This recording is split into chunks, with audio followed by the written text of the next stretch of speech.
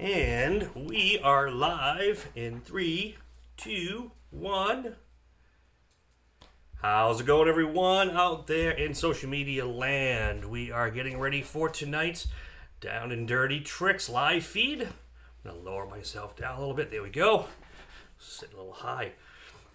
Hope everyone's doing well. We're going to let people get in here. And we got people over on Facebook, and we got people over on YouTube. YouTube is starting out good. Hello, Steven. Thank you for being in. Thank you. Yeah, I'll hit record on this. The nice thing about YouTube is YouTube records it, whereas differently than the other one, than when I was on Facebook. But I'll hit record on the high def anyway, so I have it just in case. So thank you for reminding me. And my daughter will post the link. Mr. Leahy is over on Facebook. How you doing, sir?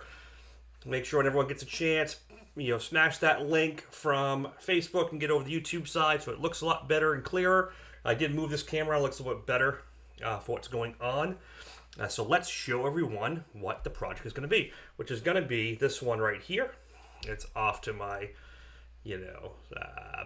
picture-in-picture that's sitting up there. So let's show you all what we got going on. So we're gonna do this. Chris Hope, that's badass tattoo style, Drake Dragon. Thank you, sir. That's what I wanted to get tonight. Just something different. I'm gonna do it, 98% freehand. I might use a little shielding here and there, some texturing, things like that, but it's just gonna be freehand. I've already drawn it up. So for those who didn't see it earlier, I will just give a quick rundown of how I did it. I'm just going to play this quick little video. And let's go over here. So this is done in Procreate. All right, Procreate is an iPad software. So this was a sketch I did, and I'll just do a quick little run through of how it was done. I started just, traditional, just, quick sketch, loose sketch. Looking at some bearings and just getting some ideas. Obviously, there's wicked high speed, so it's, really quick. Sorry for the Facebook side, you can't see this, but it's on the YouTube side, you can see it. And I just go through and I do a loose sketch, and I do a little tighter sketch, and then I go in the final layer with an inking layer and just really tighten things up and make it crisper and cleaner and, do all that type of work. Size it, get it stretched, and just kind of get it to where I want it to be. Hello, Michael, how you doing? And then what I did is I printed it out on paper, full size. This is a 12 by 18 piece of paper, matches up my 12 by 18 board. And how I transfer the image onto here, I use what's called Sorel paper. If you haven't seen this, it's basically like carbon paper. It comes in multiple different colors. Okay, this Sorel paper here, it comes in, comes in red, it comes in yellow, white, blue, and graphite. So I use the white. Now, here's the thing about Sorel. When you use Sorel, and I'll show you. See how you can barely see it here? Sorel and new is pretty darn strong. So, I'll do it over here so you can see. That was underneath it, and I just went with this little squiggle there. See, it transfers the squiggle. See how bright it is? The problem with the Sorel that I have is it's really bright. It's really strong, and it's kind of chalky, meaning if you airbrush slightly over it and you wipe it down, the paint won't stick to that. So, you'll get, like the paint will peel off and you'll end up with black lines. So, the little trick I do, I use the FBS gold mask. You can use transfer tape and stuff too, but I find the gold mask works great for this. I'll just use a little piece of tape here. And basically what I do is I just put it on, really rub it in place, and I pull. And I do that a couple times. It keeps pulling material off more and more each time. See, it gets lighter and lighter. Just don't reduplicate it because you actually transfer the image this way. And you keep going basically till it's almost gone. So it's hard for you to see here, but I can see almost everything on my drawing on this board. Everything from here is on.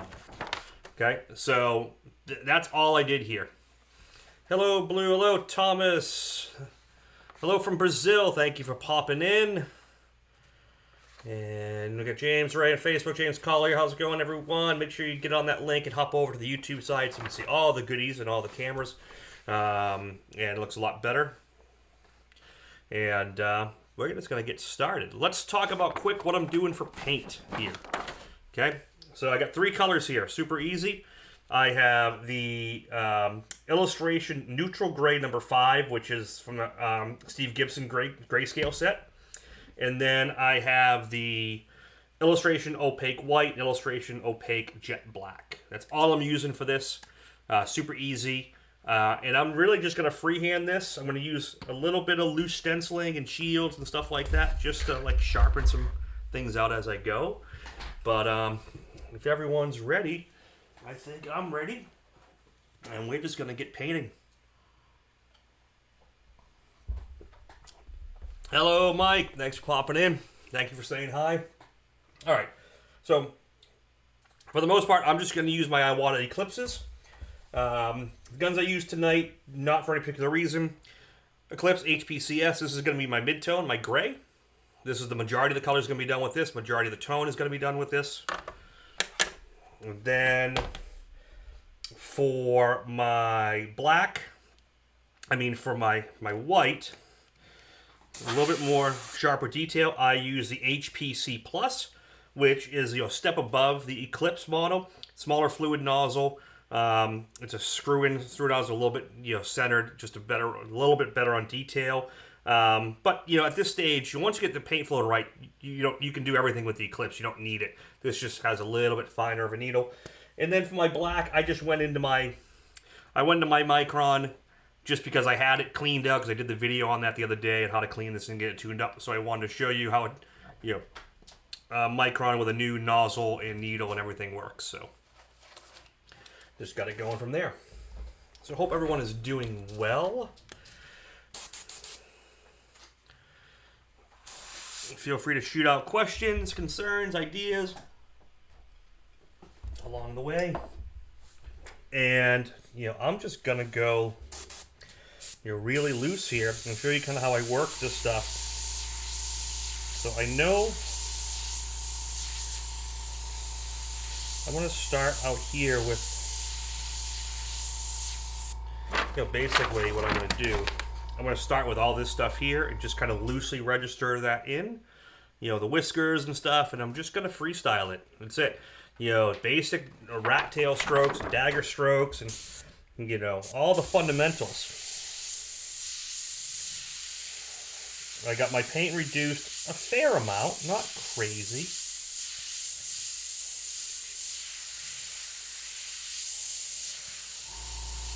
I might actually reduce it just a little more.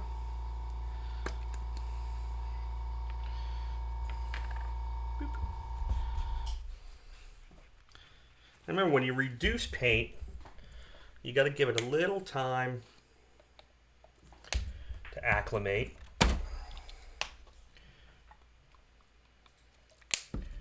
And get working through. So I just added, a little bit more percentage, get it worked up. And remember, it takes a little bit because you got to let the reduction get through here, before you really know if it's reduced well or not.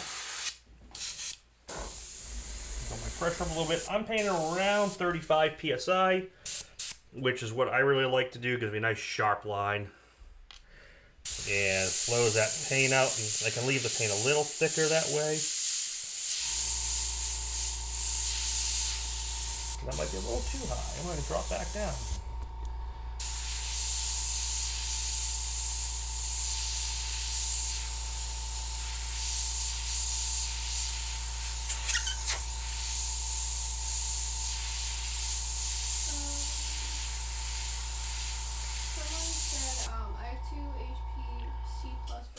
But for some reason I can't get 0.3 needles in either one. Do they have smaller needle kit for those?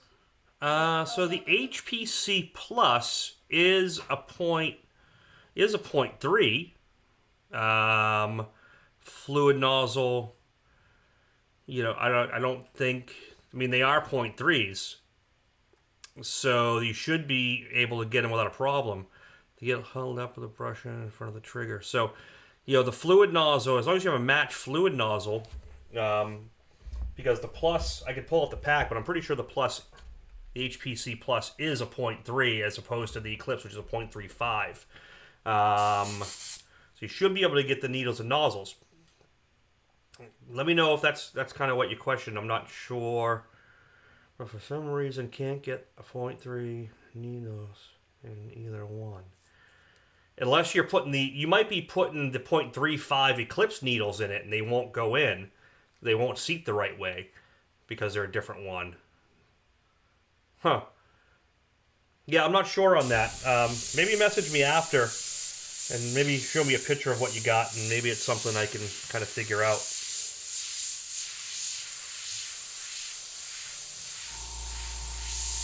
See, I'm just softly going in, doing the shading, registering my piece.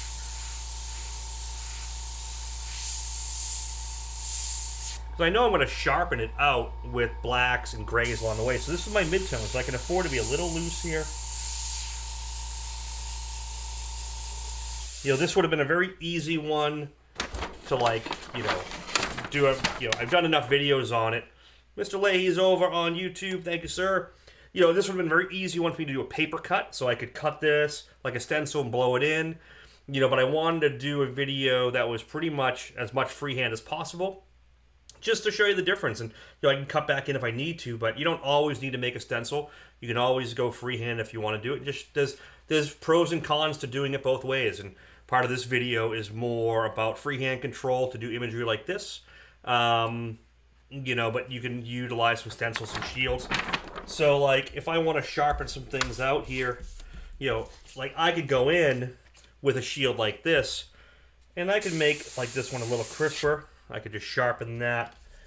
I can sharpen this. But I usually won't do, in this case, I usually won't do this type of stuff till towards the end. I'm really just trying to get things built softly. You know, hello, Gary. You know, like Pocket Graphics, I'm going in like on the mouth. I could go in and I could find this curve that fits, and I could hit that like that. You know, that's fine. But, you know, realistically, right now I'm kind of want it soft.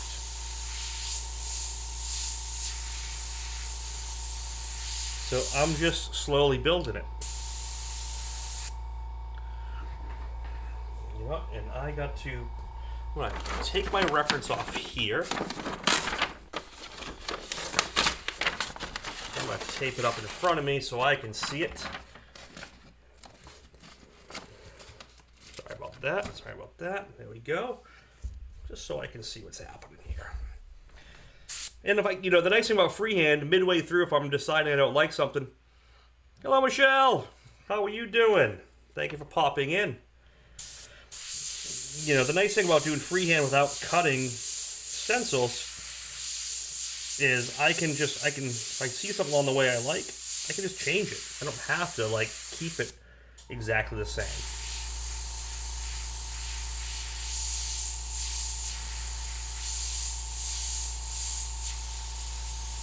I'm basically just doing soft dagger strokes. Just working it in. You know, I know the body is going to come along here.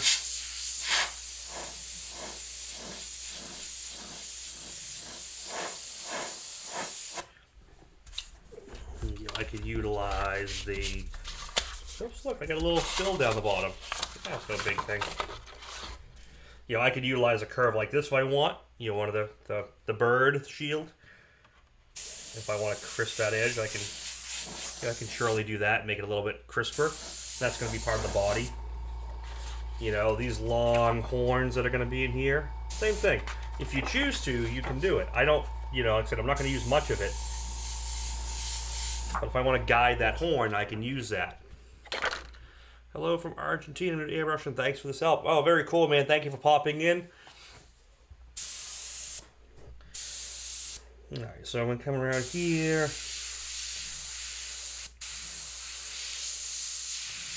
We got the mouth. Now let's get the eyebrows. I always like, you know, I usually start with the eyes on stuff. So Richard was after the anime trick questions for YouTube. You need an account to comment on YouTube. Yeah, so you need to, yeah, so if you're on... I can keep an eye on the Facebook though. If you have Yeah, questions on the Facebook. yeah, we'll try to keep an eye on both, Richard, but yeah, so on YouTube, you have to sign into YouTube or have a YouTube account Just like Facebook, you can't comment unless you have a Facebook account. YouTube, if you don't have a YouTube account, you can view it, but you can't comment. So if you want to comment, then you can't interact at all. You can't. You can view it. You can't but you can't like it. You can't subscribe. Yeah, you can't like or subscribe or do anything. So Richard, if you just have a general, I mean, your YouTube, if you have a Gmail, YouTube is Gmail. So if you have a Gmail account, that's your YouTube account. You just sign into Gmail, and it's there.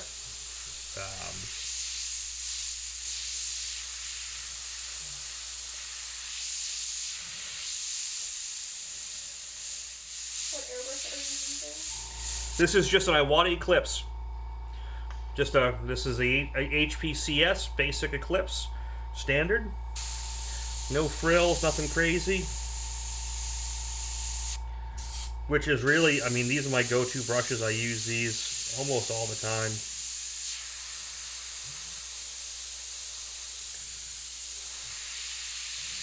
What I like about the Eclipse is you can run your paint a little thicker than, say, a Micron, especially for coverage areas, and get a nice atomization and flow. Whereas the Micron's got to run them a little thinner to get that flow.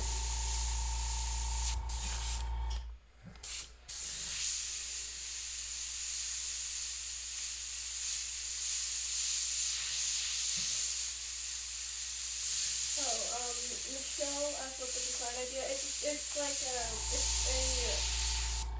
Eastern dragons or like. Yeah, basically like a Chinese style, tattoo style dragon piece. You know what I can do to make it easier?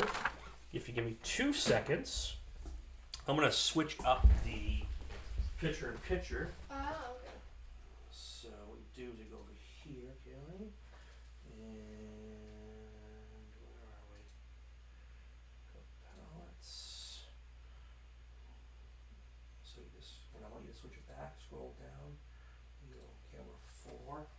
Okay, yeah, and then you can go back to top-down camera if I ask you to. Okay. How's that? So now, so the image up here, there, that's the reference image. So that's the image I drew up earlier today.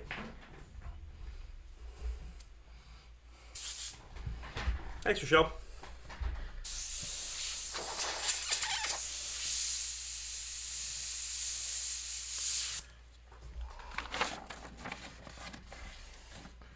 Mr. Guerin, how are you doing, sir? Mr. Guerin is on the Facebook side. Thank you for popping in. If you have a YouTube account, man, pop over to that link and you'll get over to the YouTube side. The YouTube has all the nice cameras and everything, and you can see everything much, much clearer.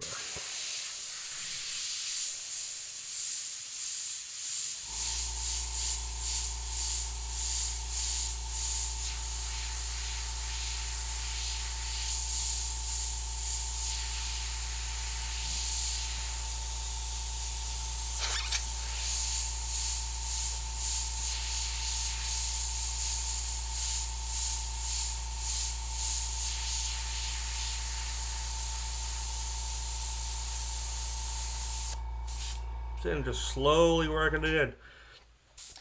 Mr. Collier, thank you for popping in. Hope everything is good down in Australia. Gotta figure a way to get down there, man. Someday.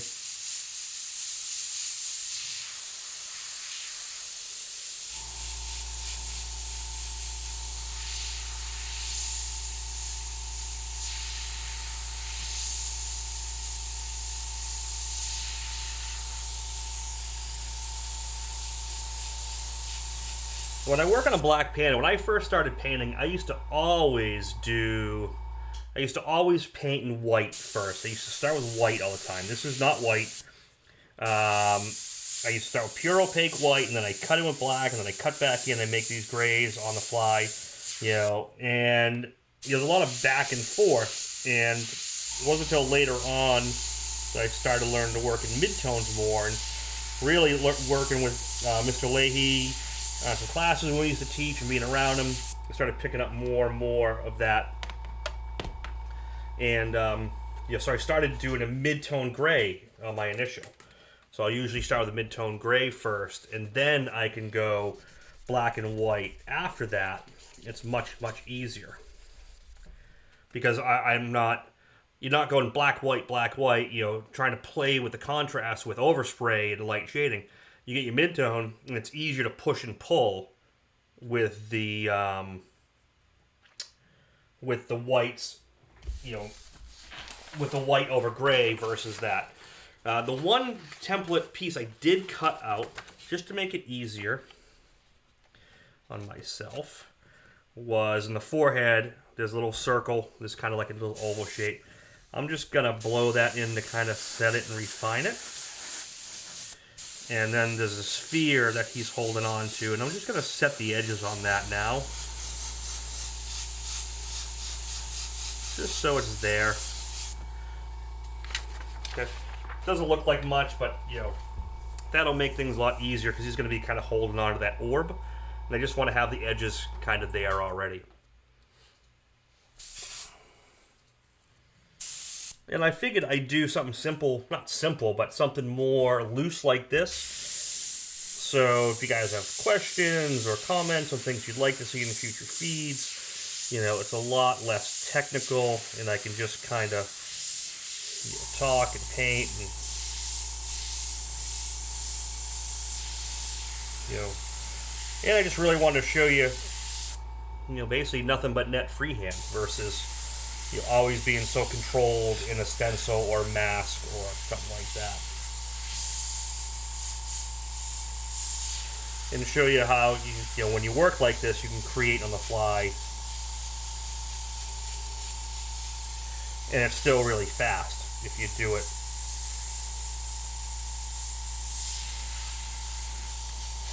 You know, it doesn't take like forever to do it like this either.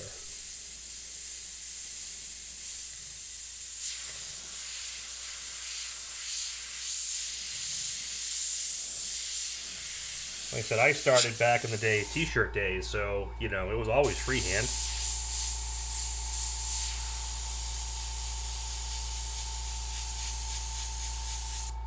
You know, back in the malls doing shirts and all that stuff, it wasn't, you know... Mr. Powers, how's it going, buddy? Thank you for popping in. Good to see you.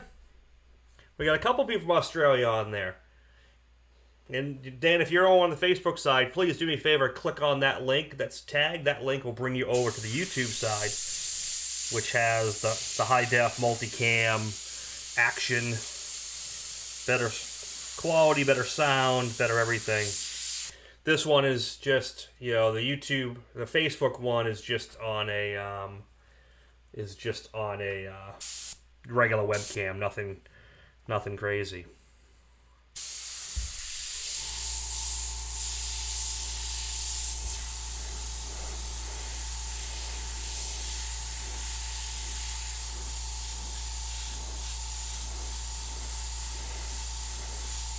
Like I said, the colors I'm using, I'm going to put those back on screen for anyone joining up late. You can always paint an octopus. Yeah, Mike, I'm going to do an octopus at some point, or an octopus skull, or, you know, those are kind of in the works and determining how I want to do that. But that's definitely going to happen. I love working with sea creature stuff.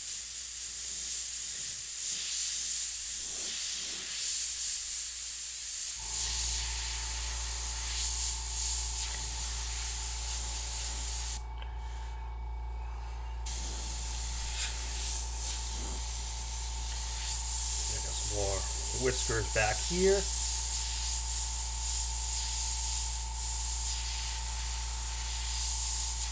The nice thing about these whiskers and stuff is I can go in and I can define a lot of them later, or more of them later, and make it look more like hair.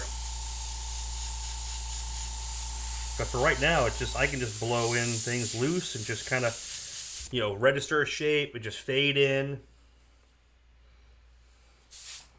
Cool, Mike. Yeah, I'll look into that and see what we can figure out. You know, if something you're really having trouble with and you can't figure out the exact reason, you know, give Coast Airbrush a call. The guys over at Coast can tell you exactly what you need and exactly what's going on, your problem, or something like that. You can always figure that out. So definitely, if you get stuck on something, the guys at Coast Airbrush are so knowledgeable, especially when it comes to Iwata and the technical side of it. So definitely reach out and give them a buzz.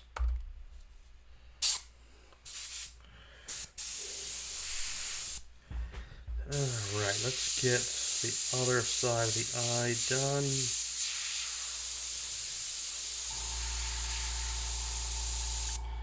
Hey, Kaylee, want to switch off that reference image back to the top down? Yeah. Oh, actually, you know what? You don't have to. No, you know what? I'm just going to do this. I'm going to switch down to this one a little bit so you can see a little bit more straight on. How's that look? Does that look pretty clear? Okay, cool.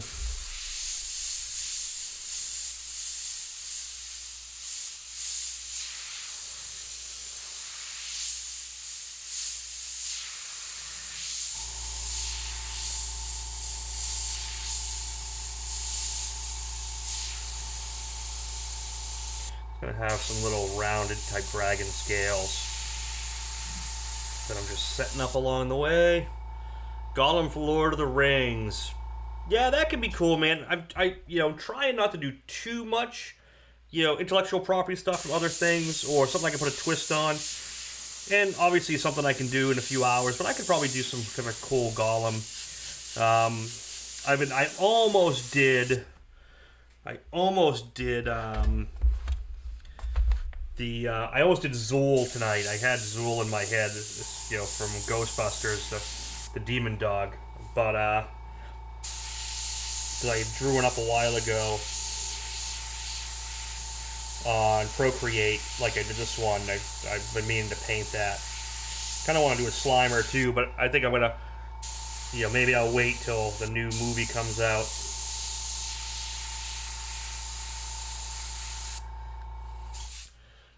Hello, John, Bryson. How's it going, everyone? Thanks for popping on the Facebook side. Like I said, the quality doesn't look as great on the Facebook side, but if you click that link, it'll get you over to the YouTube side, and you'll see all the good stuff.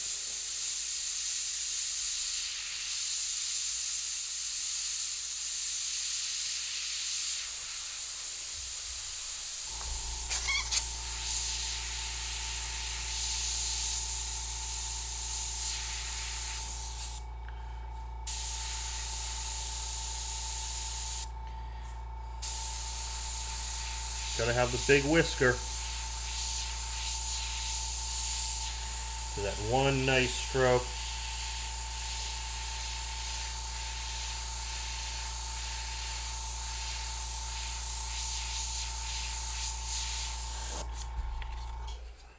Sharpen it just a little bit here.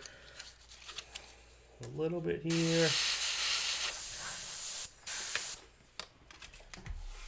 See how things shake out.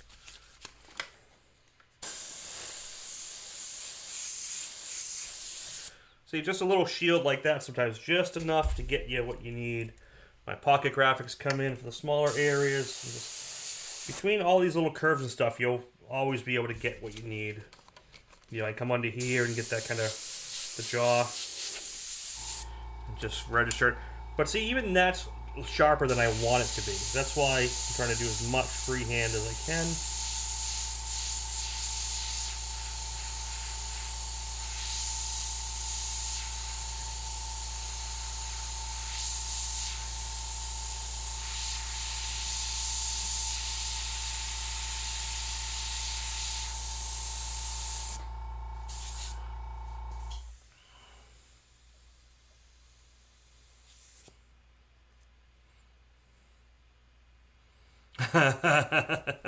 It's alright. Sometimes you have to admit help, man.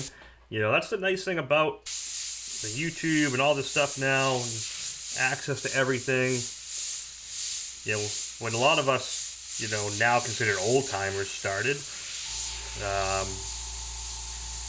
this wasn't there. No internet, no YouTube, barely any videos, barely paint that was formulated for it.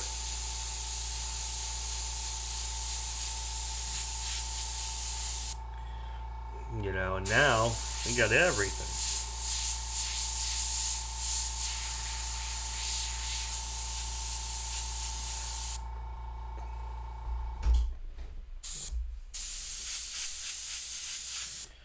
Plus, I figured just freehanded for a couple hours would be really fun for everyone, because you can just watch a piece come together.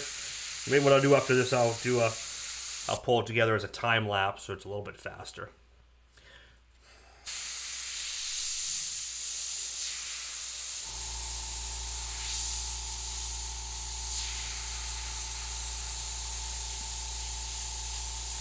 But like other videos where I've used templates and stencils and things like that, you know, I'm usually painting on a lighter color surface, and I'm painting all the shadows first. When you paint on a black surface, like I'm doing here, you're typically on a light surface, a dark surface.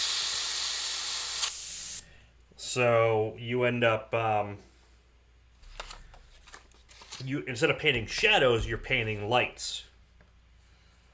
How the hell do I share this from YouTube? There should be either a couple buttons on the side that you can hit share. I'm not 100% sure off the top of my head, but there should be a share link somewhere.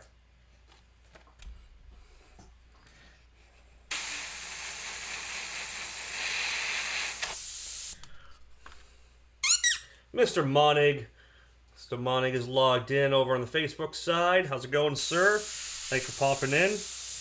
Definitely, when you get a chance, hit that link, Dave, and get over on the YouTube side. That's going to show you the much better video and audio. Because the audio on Facebook is simply coming out of my webcam, which is this. On the Facebook side, it's coming through the whole studio mixer.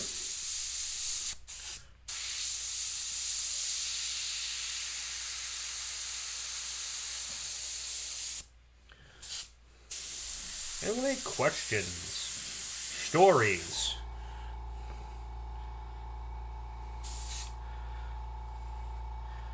Oh, so Michelle, Steve said if you go on a live chat, there's a share link right there, I guess. Thanks, Steve.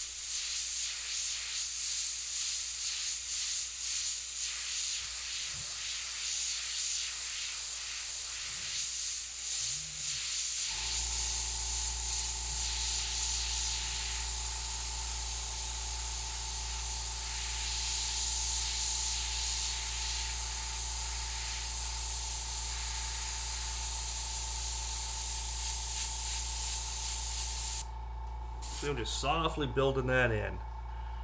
Cool. Thanks, Michelle. Thanks for sharing that. Thank you, Dave. Thank you for sharing as well.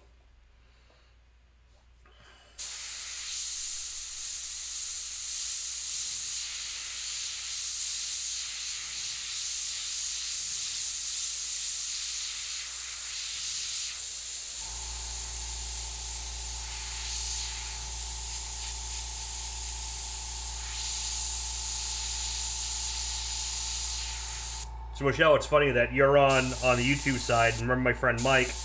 Mike is on Facebook side. Mike is down in Dominican Republic these days, hanging out and living life.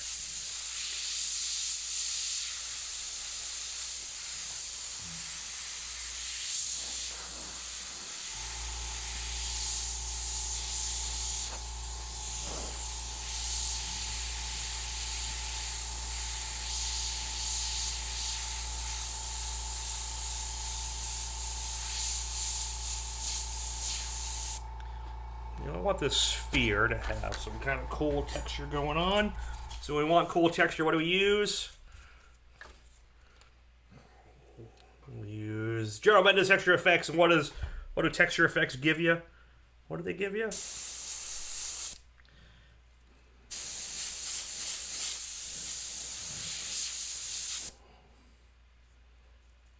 What's up, Jaron?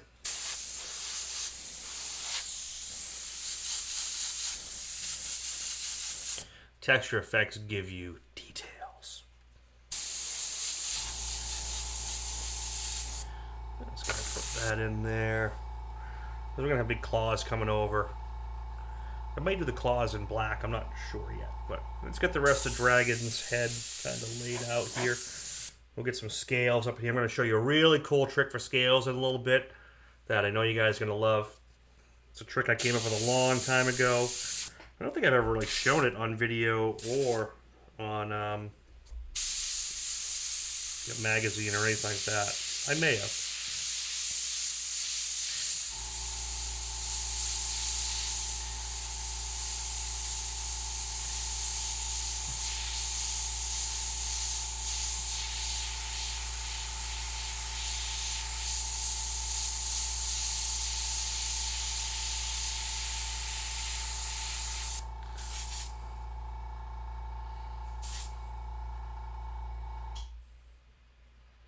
Juron. Sorry, man.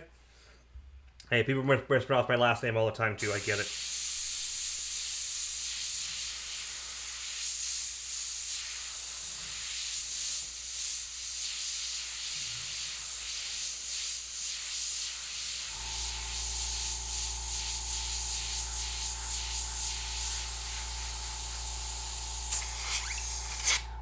Details. That's right. Details.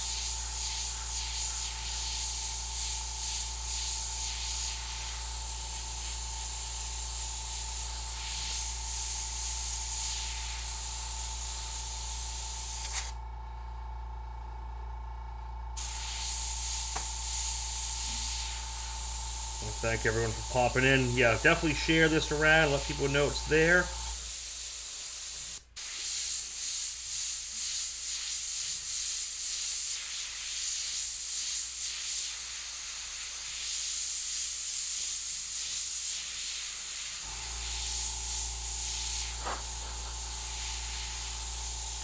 Well, I got you over here. You know, some of the stuff I'm talking about here, you know, freehand versus stenciling versus templating. This is all stuff I go over in my Down and Dirty Tricks airbrush class at the Airbrush Art Circus. The Art Circus is coming up in a few months, and that's going to be at Coast Airbrush in Anaheim, California from October 1st through the 5th. So we're going to do stuff like this. We're going to use stuff that involves plotting, masking, loose stencils, you know, freehand tape out, concept design, some computer work, how to vector stuff. We go through the whole gamut in the 5-day program that I teach. So some of the stuff I do here in YouTube and some of the stuff I don't do here in YouTube that I'm only going to do in a class setting because it involves more time. You know, because we have 5 days, we have hours and hours to work on something, and Q&As and ask questions. So, you know, if you've never taken a class or you're interested in looking into it, go to the airbrushartcircus.com. There's my class. There's a whole bunch of other cool classes going on as well. So just look through them, and if you can make it out, it's going to be a really good time. So definitely come and check that out. And it's just good. It's just good fun. I'm going to have more of the body under here.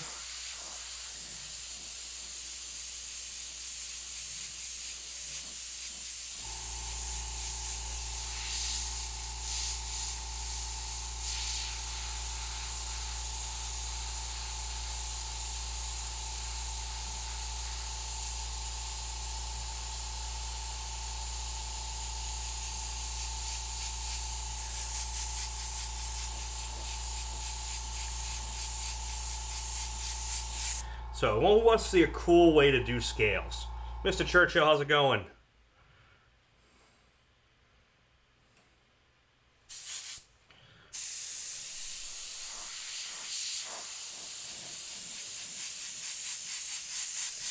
Rob's ears must have been ringing. Thank you, Kelly. You can pull that down. Thank you very much.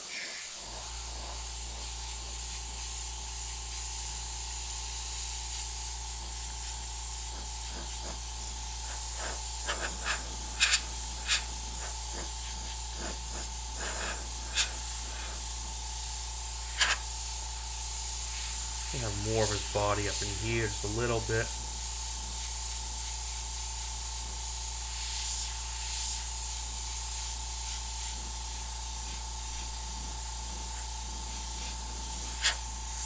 Okay, so we want to see a cool way to do some simple dragon scales or fish scales, however you want to describe it, just for registration purposes. You can kind of play with this. This is something I came up with a while ago. So a quilting loop with some fishnet. You get it strung through, and the cool thing is because you can kind of pull on it and like change the shape a little bit and like pull it through and move it and do all sorts of cool stuff like that. So this is cool if you want to do, just simulate a little dragon scale. Like nothing crazy. And obviously you can use different sizes. And I'm just going to slowly register it in. And I'm not going to do all of it. I don't want to fill it with a pattern. I just want to give the feeling of it.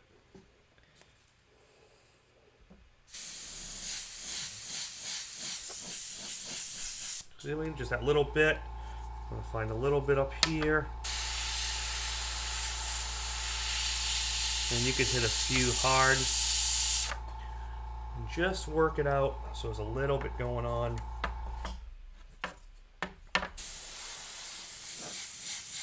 I said, it's really in the background. Just I usually try to get it the first shot because you don't want double image. And it's just to have a little bit of texture going on there. So it's a really cool trick.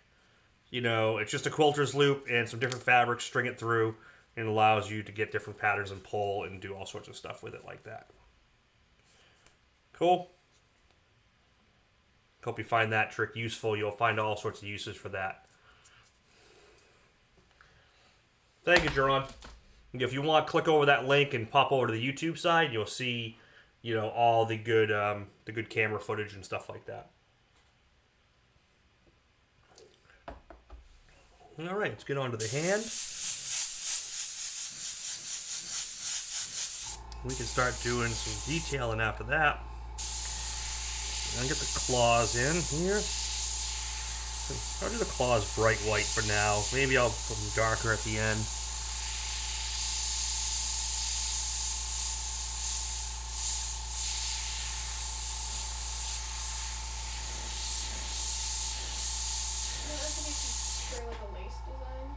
What's that? So after you could spray a lace design with Yeah, you could spray a lace design with that technique. I just did a lace motorcycle with some lace work on it, and I'm going to do a quick video on how I did that. You know, more of a lowrider panel style motorcycle I just finished up. I did video it, and I did segment it, so I'm going to put a little video together on that. But you could totally do that with lace or any type of fabric. It doesn't matter.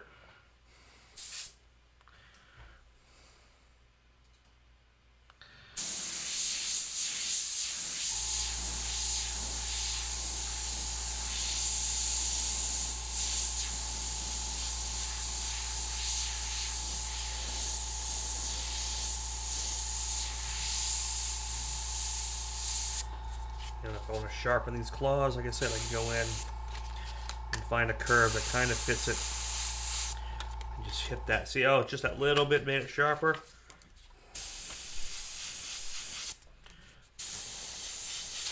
Doesn't have to be crazy sharp right now.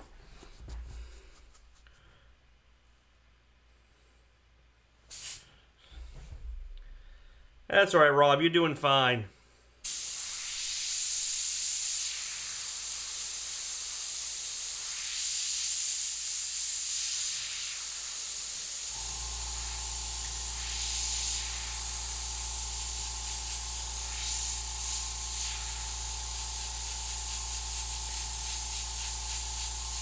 Like this is the mid-tone, so it doesn't have to be super perfect. We're gonna do all the carving of detail later. This is really just registration.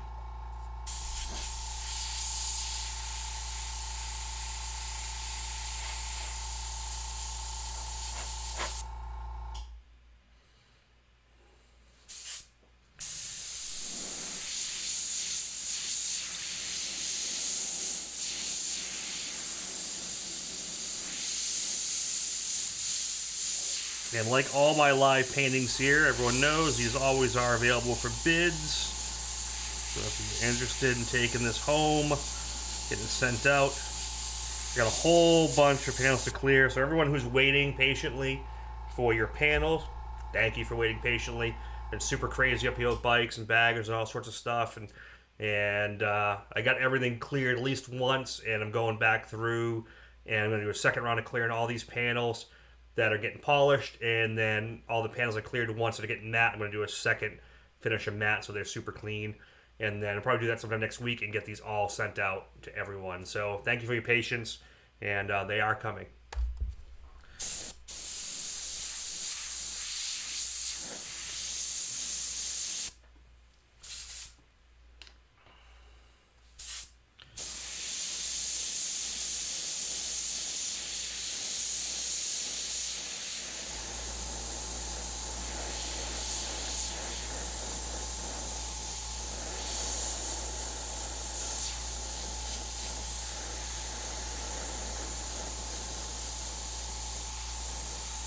Just see how everything's going soft here. And then we'll do a little stylized, like, I don't know if I'm sure I'm going to do smoke or fire around this guy.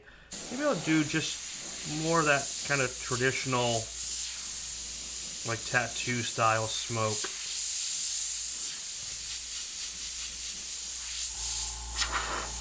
Kind of has bands that run through. Let's turn the picture off for a sec.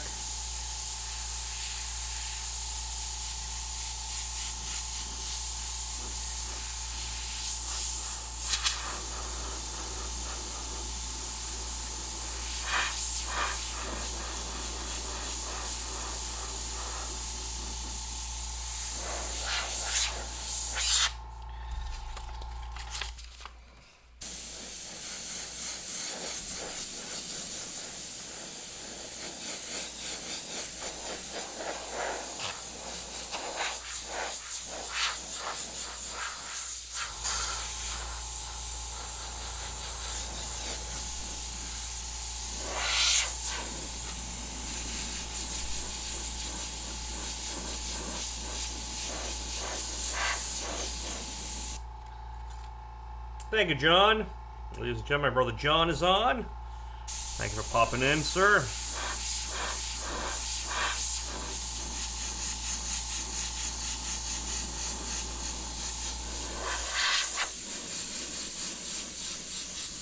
Yeah, we'll make this look kind of smoky and kind of graphic-esque.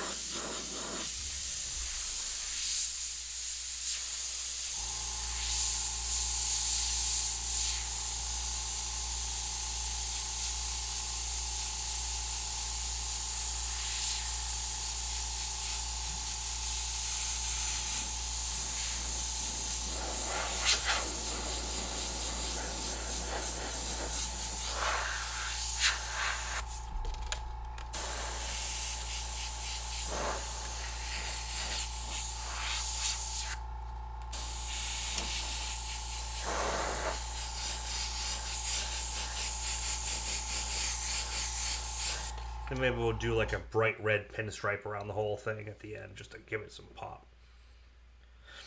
Where's your brown water at tonight? Yeah, no. Actually, this is the first one that I've had in about 2 weeks. Mainly because I got hit with that wasp nest that tore my leg up, and I had to go to the emergency room. Because 2 days later, my leg blew up from an infection. So that was outstanding. So I was on a whole bunch of antibiotics and stuff. So I couldn't have any of my libations. And so Mr. Garcia sent me some I got to try out next. But I didn't think christening that tonight was going to be a great idea.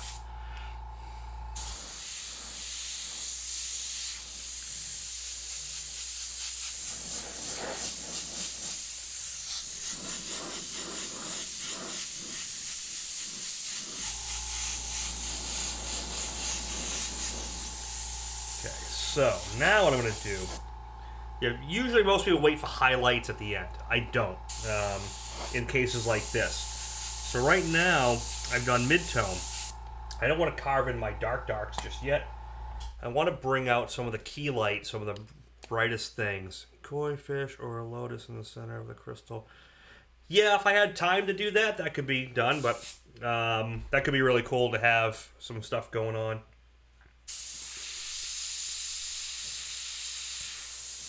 So what I'll do now is I'll bring in the white, be more strategic. And see, I'll start bringing out the highlights on everything. I think I might need to thin this down a little bit more as well.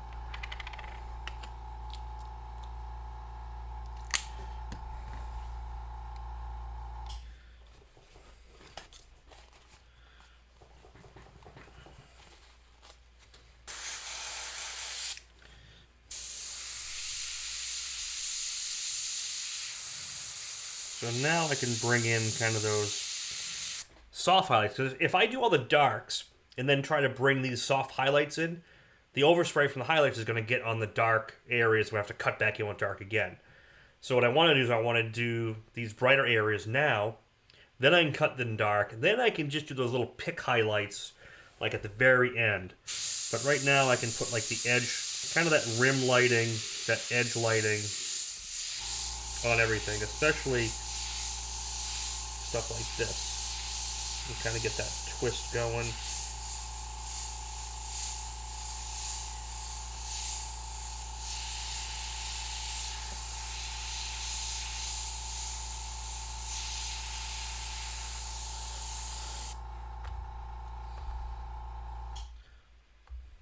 Kelly, why don't you switch out that top-down camera? I think we're all set with the reference image. We can see everything. So you should be, there you go. Kaylee's getting good at running the switchboard.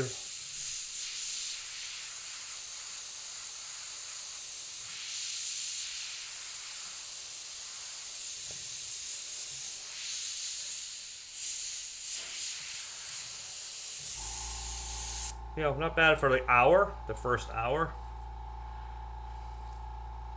We're going to bring Scott into the fold. Yeah, I'm looking forward to trying that. I've had some great stuff when I've done some trips down to North Carolina for some of the race teams and stuff. So I'm interested to see what you got on your end.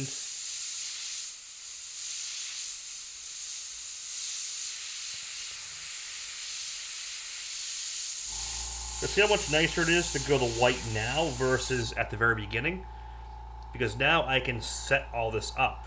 It's already set up. Now I can really be strategic with the white and start to try to, instead of blah, blah, blah, blah, instead of trying to push the white down with black. It's already there in a mid-tone. I'm just brightening things up.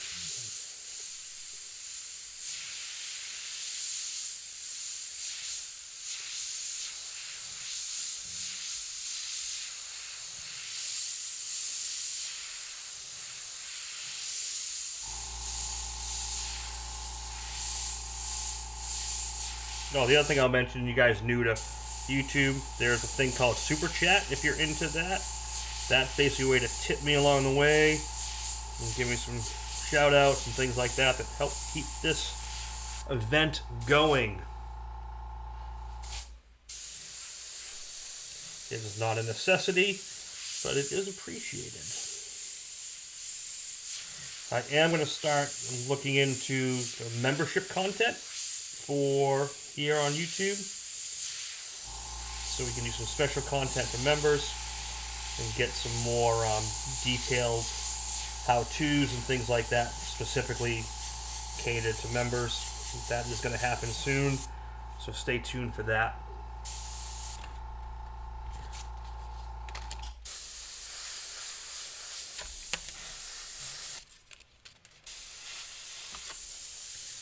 So see how now that's just starting to brighten. So by using the gray down here, that starts to push back, this starts to push forward.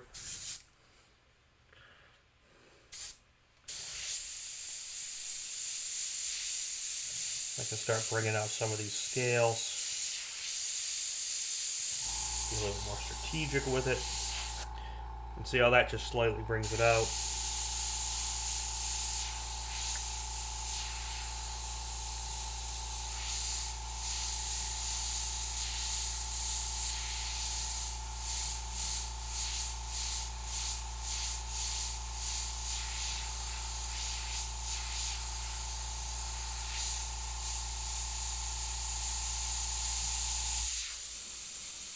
Just bring out that hot, kind of like Patreon, and we'll work on that a little bit too. But YouTube itself has membership options now, and it kind of keeps it all in one place instead of multiple.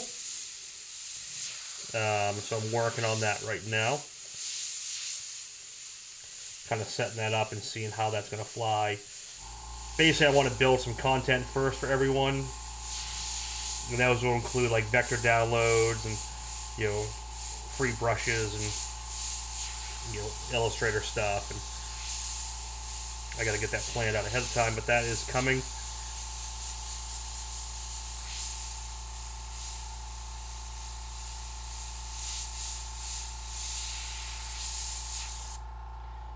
There's that hole.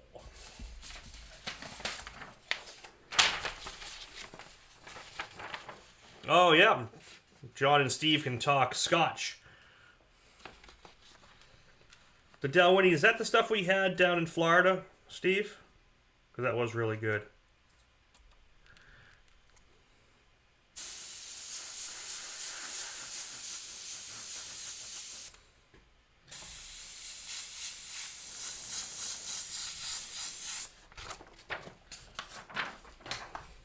Now you know someone's going to go, well, you use the stencil, it's not all freehand. Yeah, I really appreciate everyone popping in and watching. Hello, Larry. How you doing over there? And guys over on Facebook, got to get over YouTube. See the good footage. Looks a lot better. He turned ahead 15 minutes. Yeah, that's, you know, that's the nice thing about working freehand, too, is you can just, you know, it can start coming together really quick. You know, and you can control, like, you know, I can spend hours just on this first stage, or I can knock it out a little bit faster. You know, this could be a 2-hour painting. It could be a 6 or 12-hour painting. It just depends on how much subtle detail and shading I want to pull off and stuff like that. Do I want it kind of cartoony? Do I want it kind of t-shirty looking? You know, do I want it like more, you know, black and gray tattoo style? How do I want it to look in the end?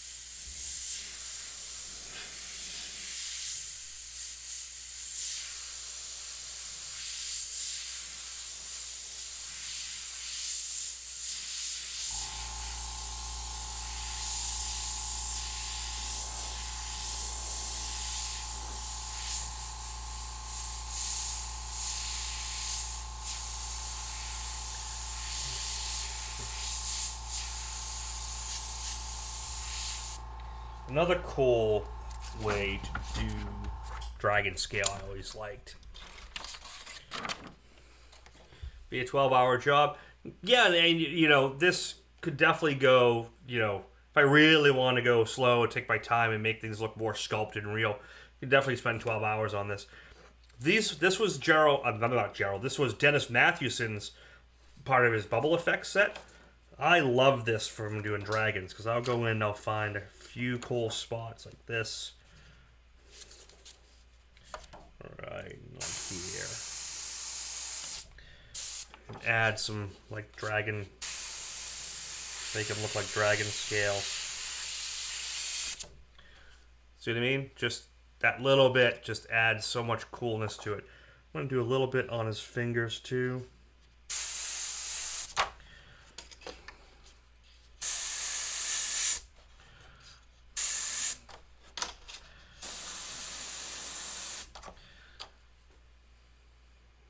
It just adds to it. Just super cool.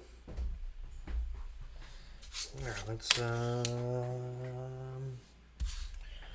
where's my bird? Where's the bird? Here's the bird. Put these back now. Product placement. Ding. If you haven't gotten those yet, you are missing out. That is one of the, you know, aside from my skull stencils, I've always been really proud of the way Pocket Graphics came out and was received by everyone. Because we originally did it self-produced, and then a couple years ago we finally sat down with Iwata and put it out through the Artool program and made some improvements. Finally got it back to market, so it's been really cool to see everyone digging them again.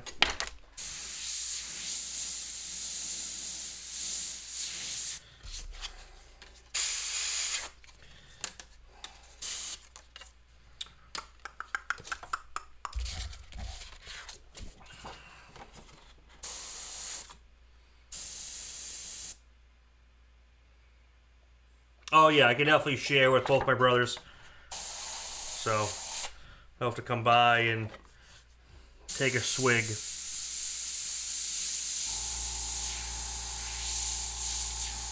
As long as he has someone to drive his ass home.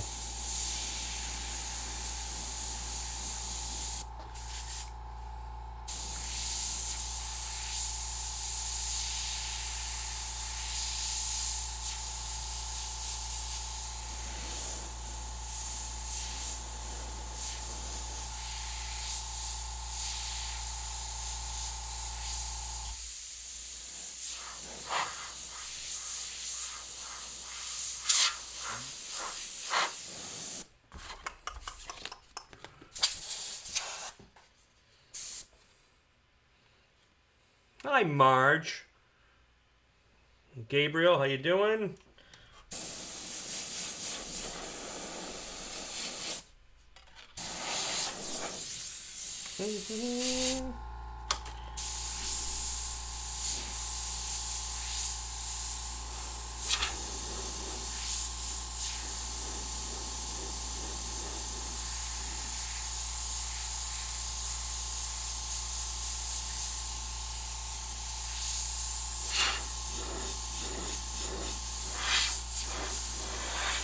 Down here, the humidity has been just brutal this week. It was pretty good earlier. When am I going to add to my pocket graphic stencils? We are working on that now, actually. So hopefully by next season, next year. I'm working on a bunch of different designs and some different add-on packs. And so there is plans in the works for that. So I will keep everyone posted when that happens as well.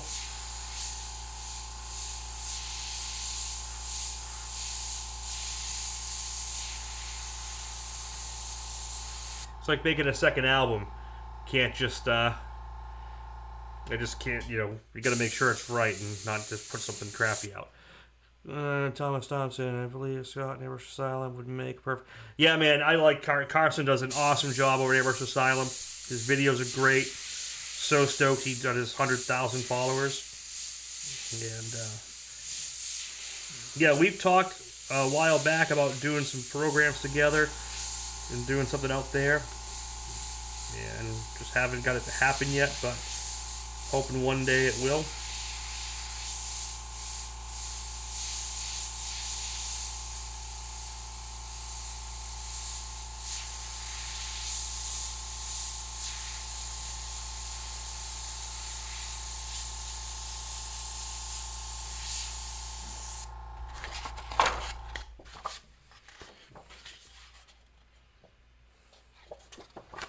Gotta wait till next year for what, pocket graphics? Oh, you got the first set out. Good stencil sets, and I've had a few. Take a while to get right. It's easy to just throw something out there and, you sell a couple of them.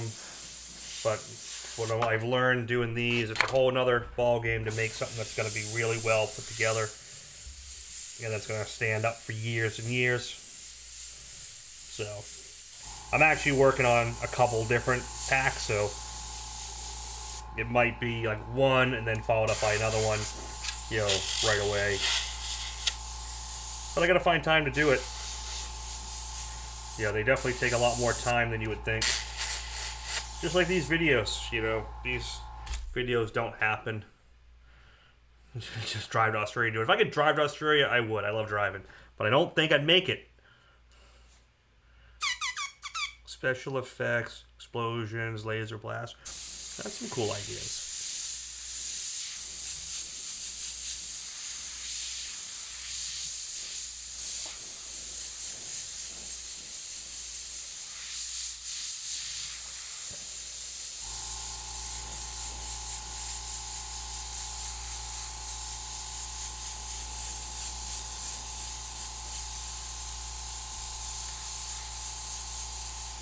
So first hour was layout. Let's hope the second hour puts everything where it's supposed to be and looks good.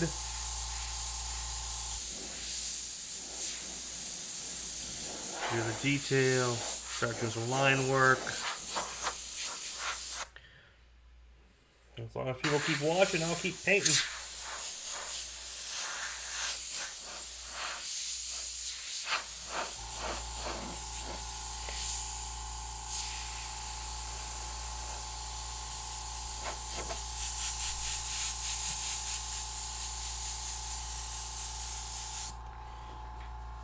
What do we think? It's not too shabby, huh? I think kind of works.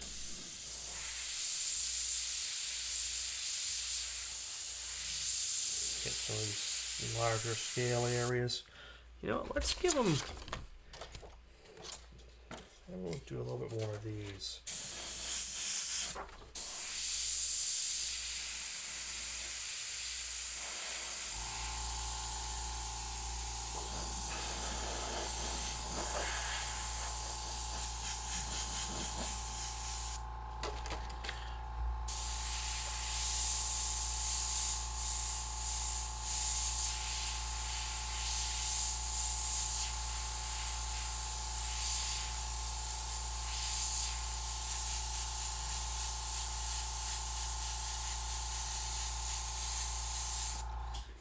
Slowly working it in. I have your full attention. Cool, man. If you do happen to drive us around, make sure you so grunge effects freak. Yeah, I didn't even think those are hard for you guys to get over there.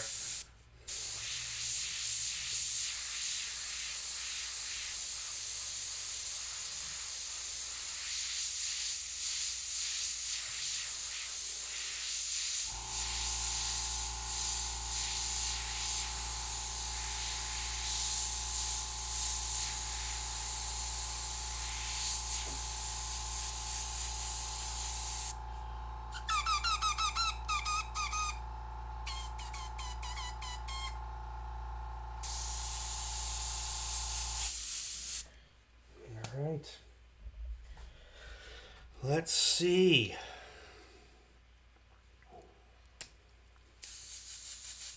Thank you very much.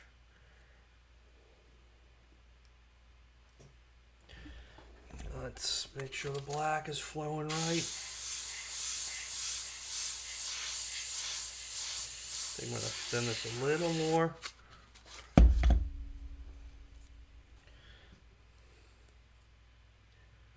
Can't wait. Hello, Esther. How are you doing? Thank you for popping in. Everyone, my Aunt Esther from Canada is on Facebook side. Thank you for popping into there.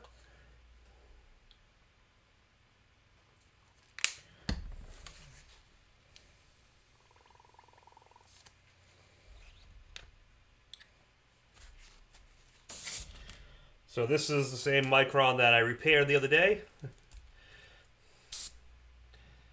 So if you caught that video on breaking down and fixing a brush, this was the brush.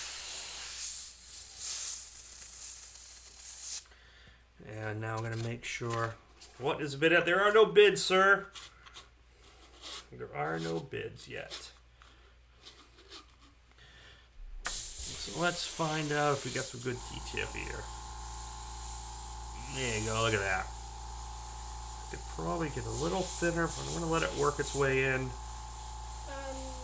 it ask what the bid is at? I don't think there is a bid. No, there isn't a bid yet.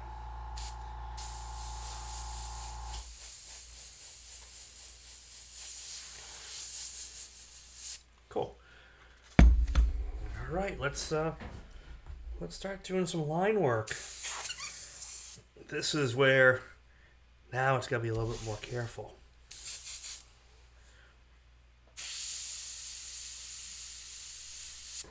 Oh, still needs a little bit thinner. You know what I'm going to do? I'm going to dump it out. I'm going to make sure we get it really thin through here.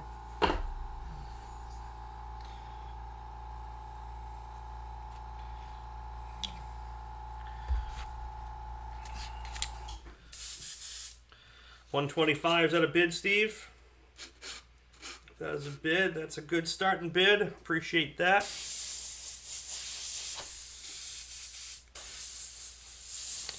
There we go. There we go. Nice and thin. I don't want it to go too black too fast. So a little bit more reducer. Change my air pressure a bit, and I want that nice, soft flow.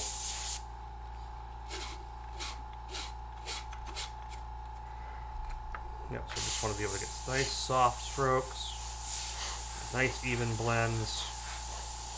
That's what I'm looking for, right there. Not gravelly. You know, you got to find that balance sometimes, right? You know, between working and not working. Just getting it right. It doesn't take long. I see a lot of people struggling with, you want the perfect reduction, perfect this, and they want to just work right out the gate, and it doesn't happen that way. You got to play with it a little bit to get it right. There is no one set formula.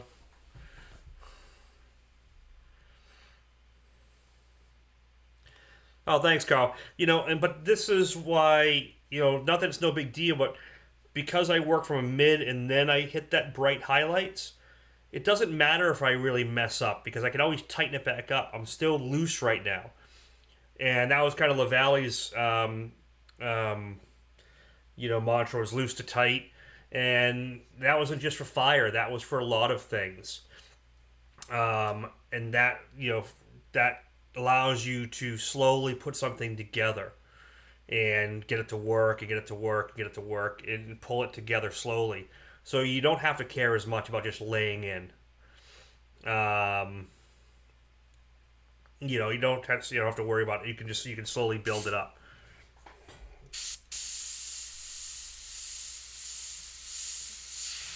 Now this stage is where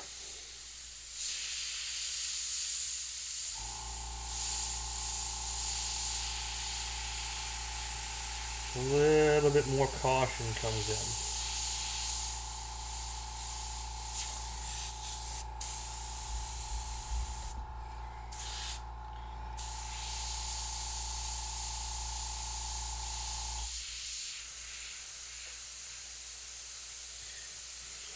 Because I don't want it to be too much line work. I want it shaded. We're going to have some lines, so I want to kind of keep that tattoo feel. But I don't want it to look comic book line. Like dagger, dagger, dagger stroke. I just want some nice shading.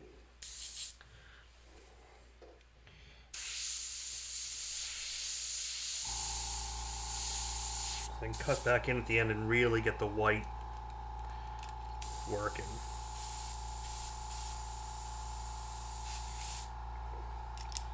I'm still not 100% happy with this brush. It might.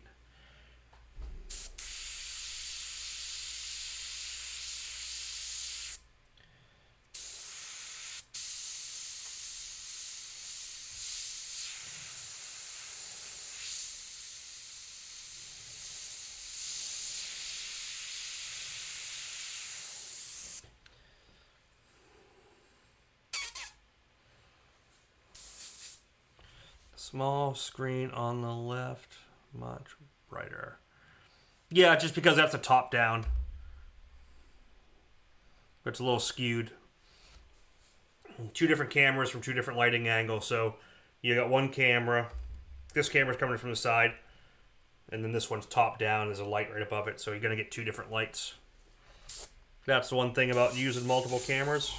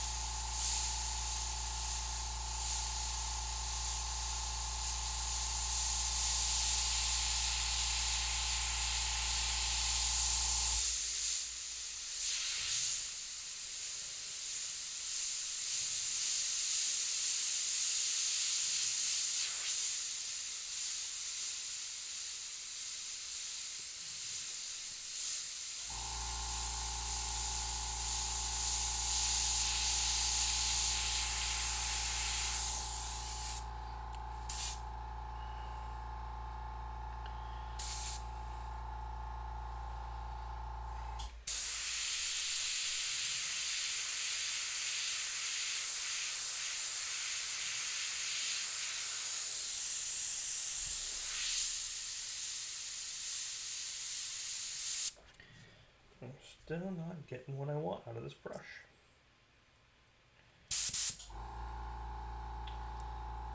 I'm gonna try something. Let's see.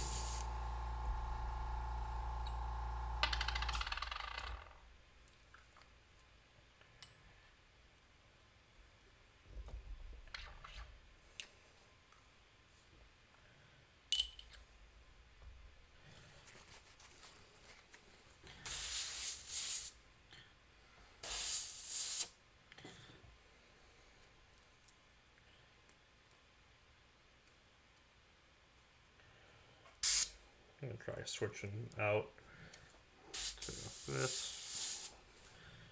Just see what this does.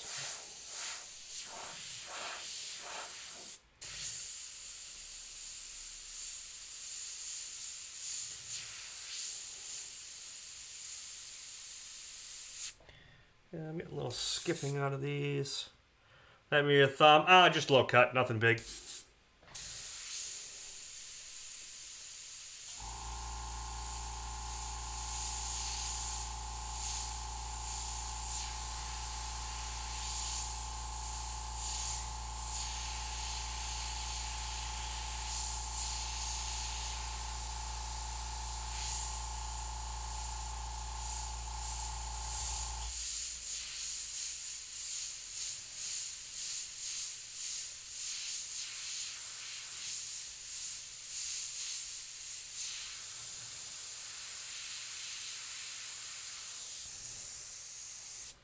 Slowly working details now.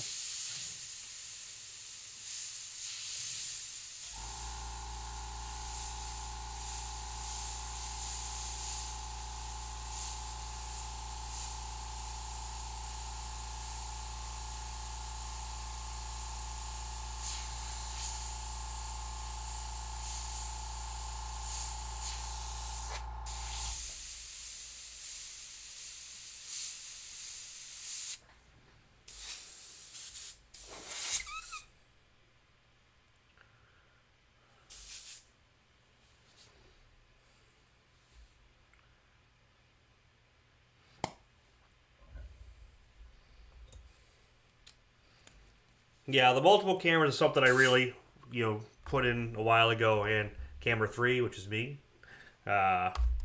makes it easier for me to teach this stuff and talk about everything and work it. And so, put a little money into the setup over the COVID year.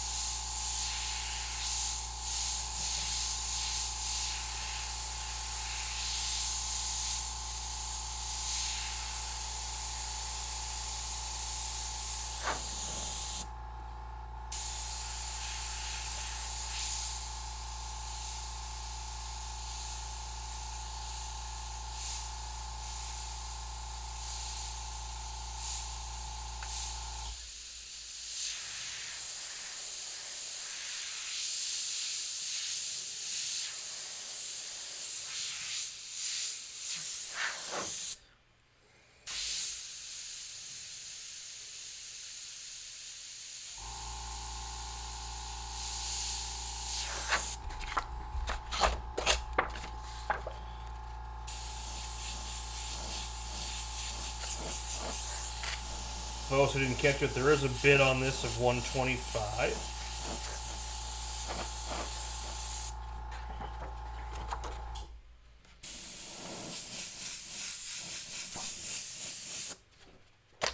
So if someone would like this painting, you can bid over blah, blah, blah. You could bid over that as well if you're interested in taking this piece home.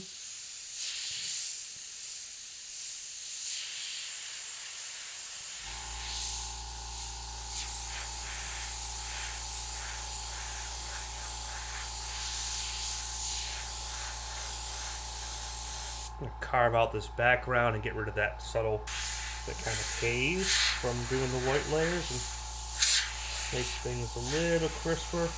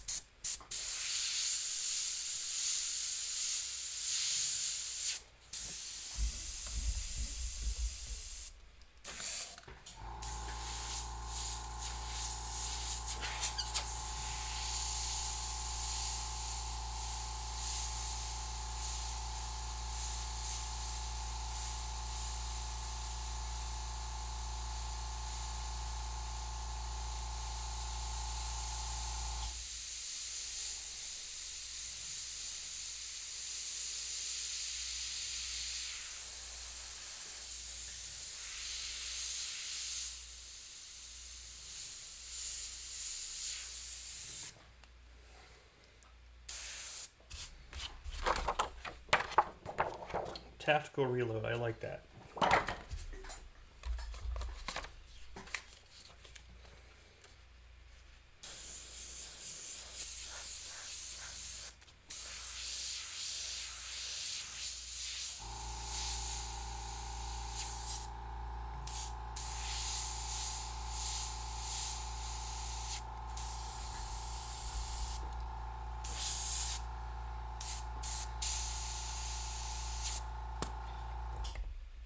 Some days things just don't want to cooperate. Scott, you should do a book of your art. Yeah, I'd rather be doing the videos, doing the books, and I thought about it, and production and shipping and printing and everything. I'd rather do videos and download content and things like that than a book, but I appreciate that.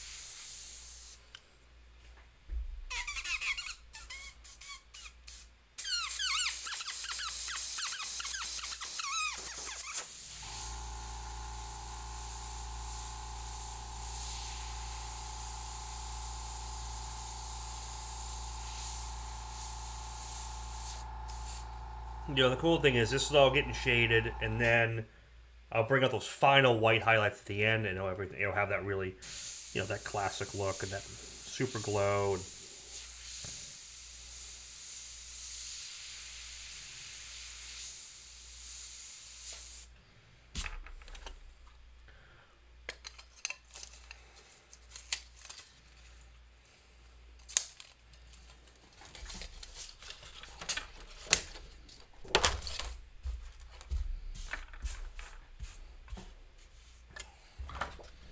oh, so I'll mention it now for those who are on.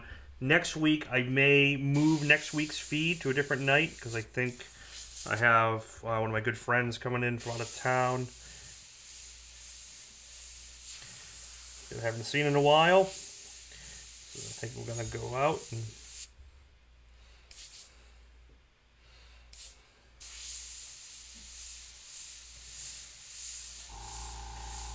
I'll make the announcement earlier in the week so everyone knows what's happening with that.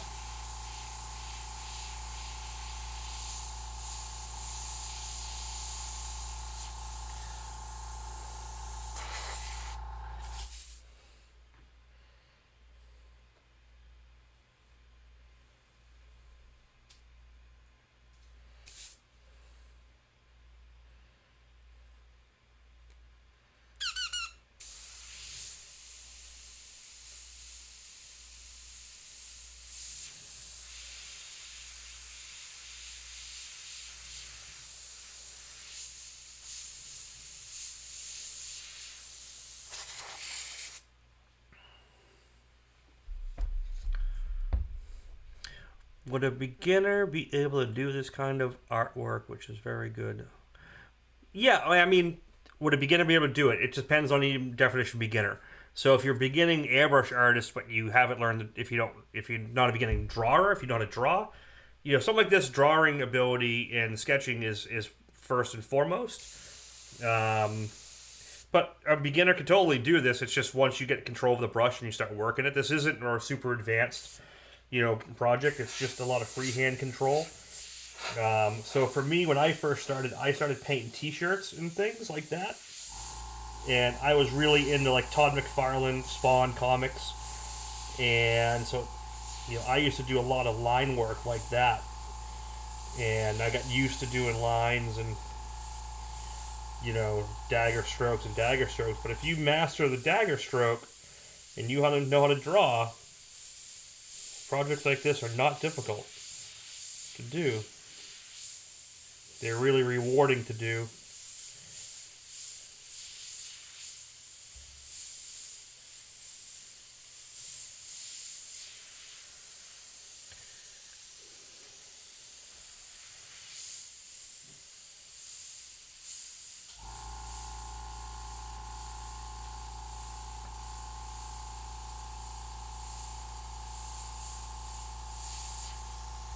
I know in a few weeks I have a really cool set plan that's coming out. It's going to be a new vector set that's downloadable. It's going to have a whole bunch of things, so I'll keep you all posted on that. And that's coming out. That's going to be a really cool program.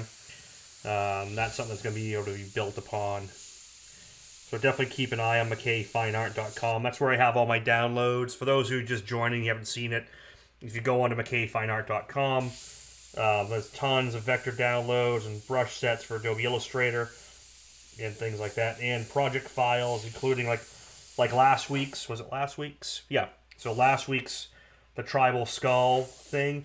You know, that's a downloadable project you can do and follow along with the video. And whether you're a beginner, intermediate, there's a lot to be learned in that program. There's the biomechanical one that's on there, like the Giger style. That's a fun one to do. So James, if you're looking for some of that stuff, that's a little bit more structured because it has cuttable stencils or plottable stencil and masks. So it reduces your need for freehand ability and kind of keeps things more compartmentalized so you can work on your skill sets and, you know, work from something that's a little bit more structured and then work your way out to something that's more loose like this. And so go on to McKay Fine Art and you'll see a bunch of stuff there that will help you. Definitely help you.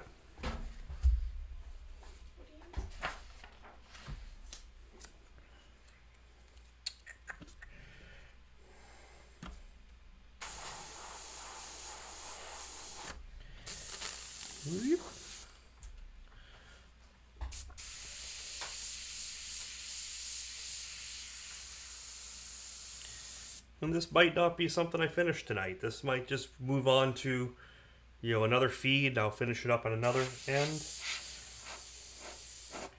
Because sometimes my 2-hour feeds get a little too ambitious.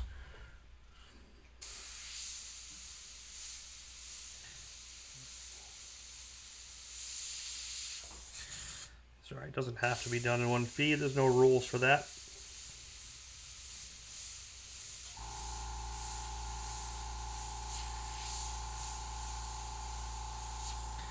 And if it does continue on, we'll start it up. I'll make sure we make the announcement that the second half is going to go, and that way anyone who started it can follow along or, you know, see the progression. You know, I won't do stuff off camera.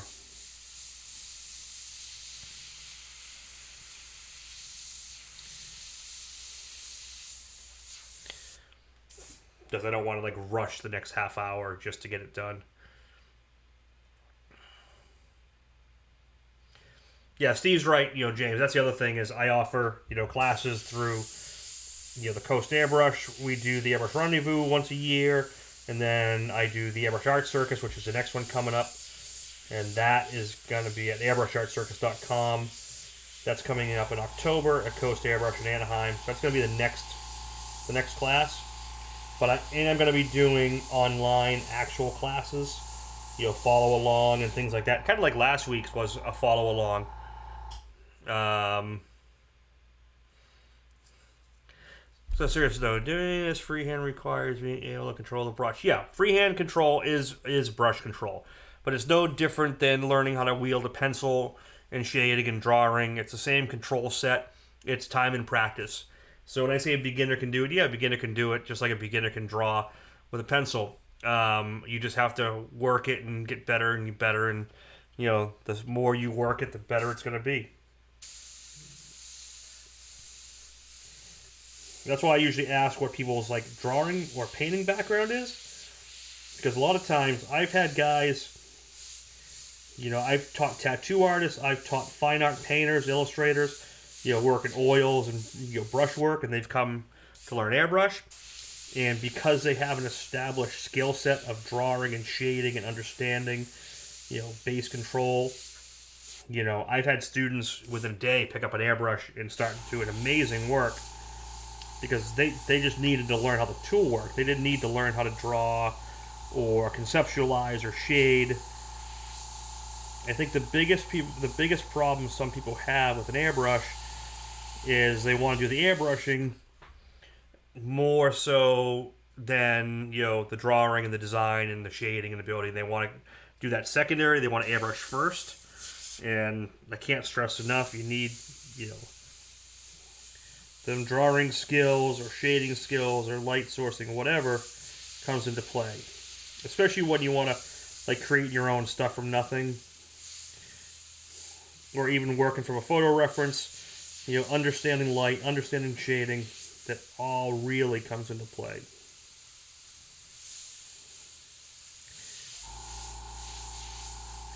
Like, I remember I had one guy, I think, if Steve Leahy is still on, I think he'll remember it. We were teaching a class at Bear Air. We had this one guy came down, and he had never airbrushed. By the end of the day, he was just killing it.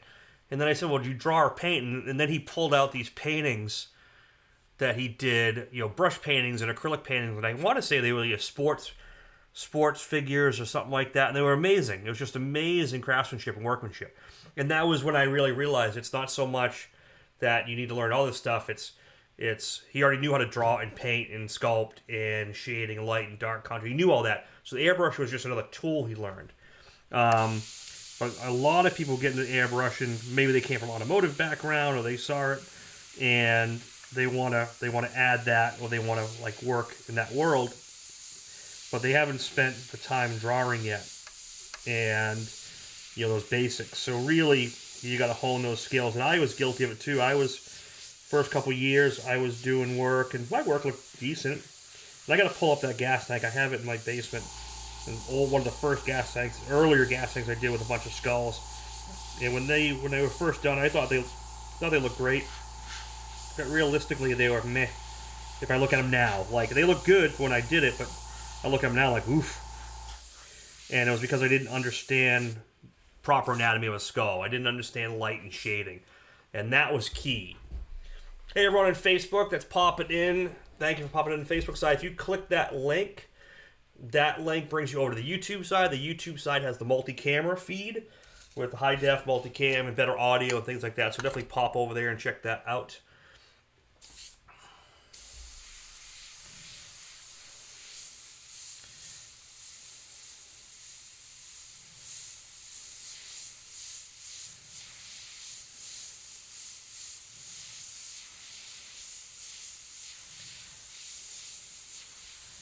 Yeah, so we're going to call this, I think we're going to call this part one. I'm not sure what we're going to do. So you started airbrushing, building plastic models. Yeah, man, I do, Scott, I work on models as well when I have time. I haven't worked on many in a while, but I'm going to maybe do some videos on that as well, just because it's something I do for a hobby. Yeah, it'd be cool to do a couple videos on prep and paint and things like that, especially with Cratex and some other paints that I use for that.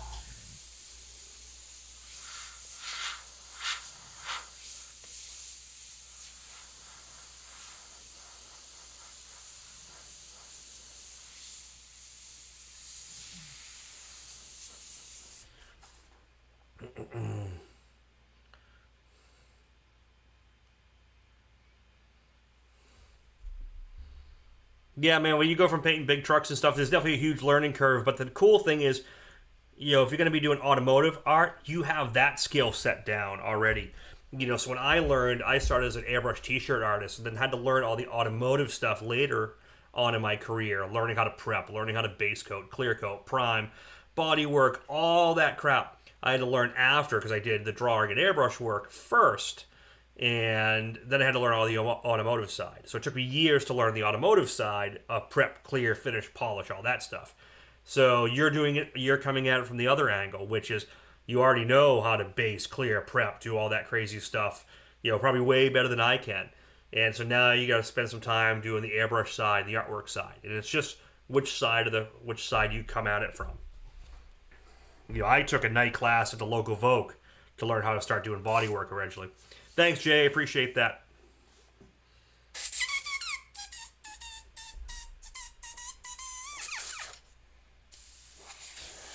Happy birthday to you.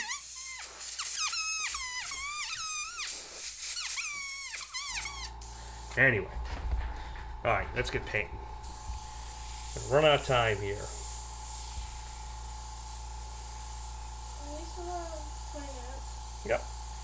I said I'm not going to try to... I don't think I'm going to finish this one tonight.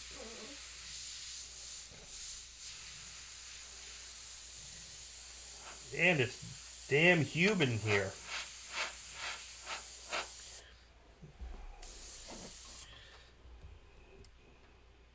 I'm going to do something.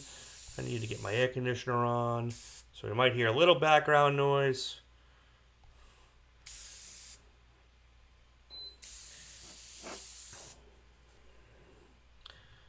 Get this thing cooling. There we go. AC is coming on. So you might hear a little noise. Sorry about that. I could maybe bring down the background noise a hair without sacrificing too much audio. Oh, I can already feel the air. Oof. It is humid up here.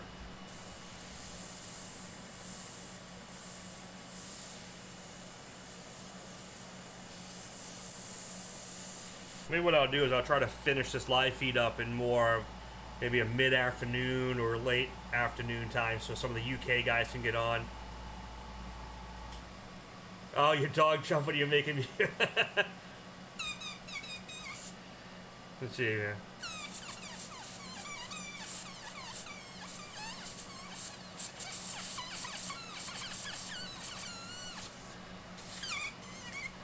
Yes, do a model video. Then I can finally paint the Space 1999 Eagle you bought me. Yeah, that could be cool, man. Yeah, I need to do a model video. I love doing models, man. I always did as a kid. And yeah, a video would be cool.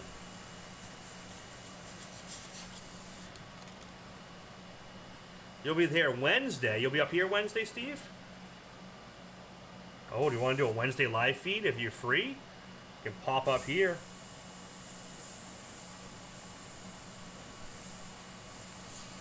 I remember you're coming up. I don't know what your schedule is going to be like.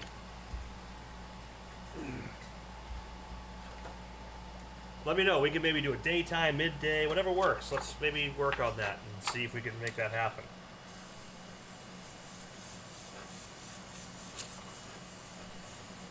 I can finish this off or ahead of time we can do something here together. It'd be really cool.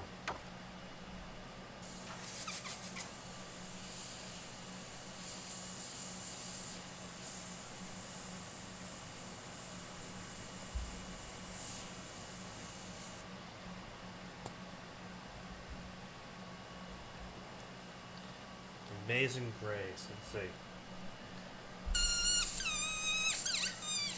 No.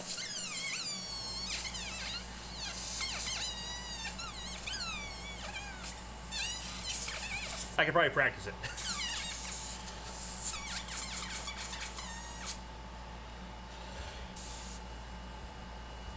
Matt, sorry about your dog.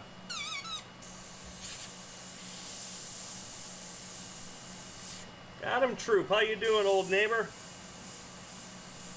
Adam used to live like 2-3 houses down from me growing up.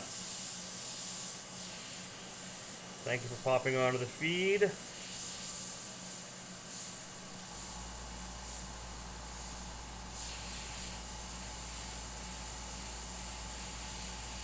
Maybe if I finish this the next one, I'll layer candy over it and maybe candy tone it to a different color. Maybe, we'll see. So any bids that happen, we'll keep those in play and you won't lose your spot.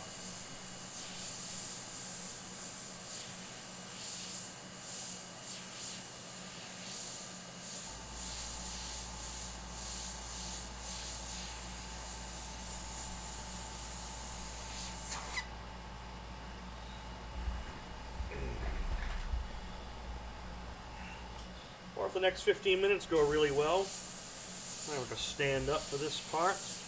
I'm going to switch off that camera so my head's going to be in the way.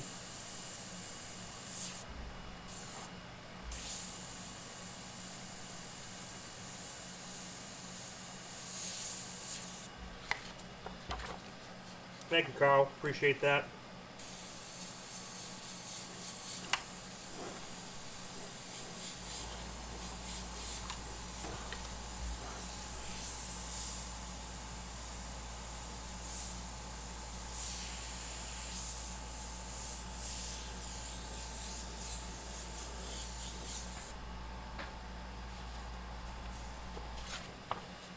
Of course, you might want to research what a Leahy collaboration video is like.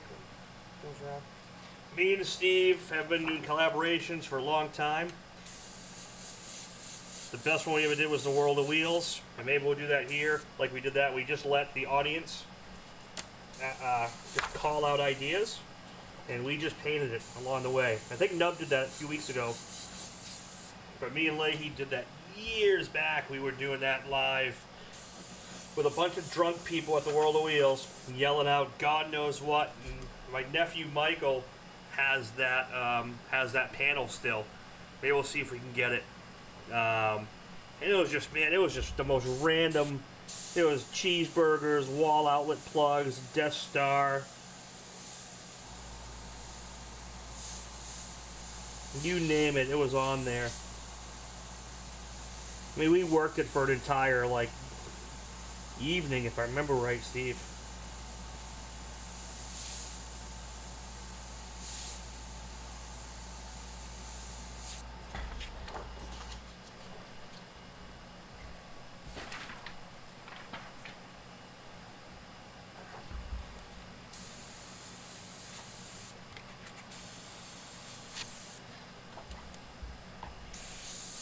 Whoops, sorry about that. Getting in the camera's way.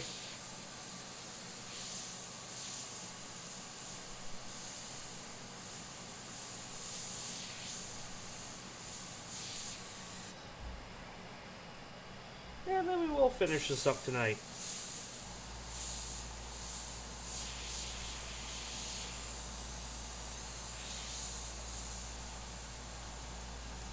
We'll finish it to a point where whoever wins it, it's theirs, and I can do a couple little details after the fact just to finish it off. I remember the panel, the Vampire Monster Bash. Oh, yeah. They had bug swarms and rain. Hell yeah. As long as they're not damn wasps right now, I don't care.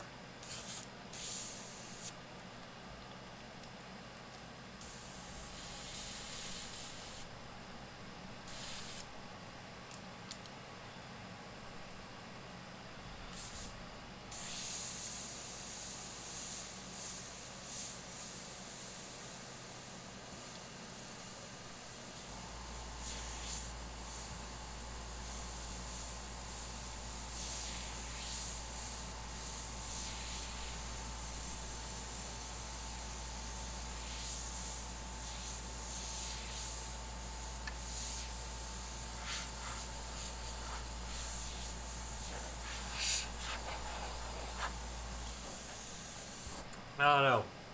Who thinks we can finish this in 15 minutes?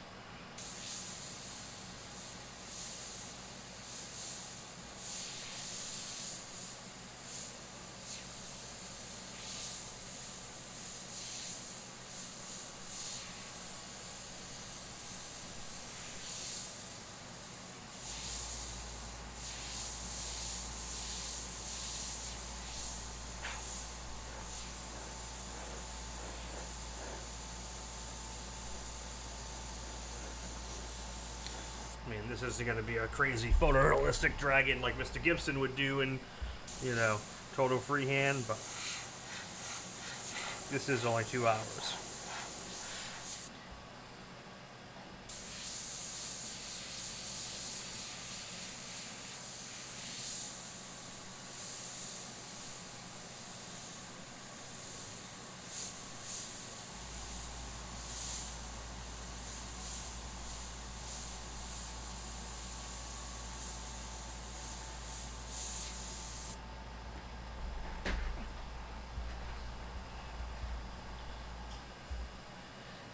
You know, depend how much detail. Exactly. I think I'm going to get to a passable point where this is going to be done enough to just be able to do a few odds and end details and then clear it. And then give it off to whoever wins it. And right now, that is Mr. Steve. Steve's got a $125 bid on there. And that is acceptable to get this thing shipped out. Takes care of some of my time for doing this.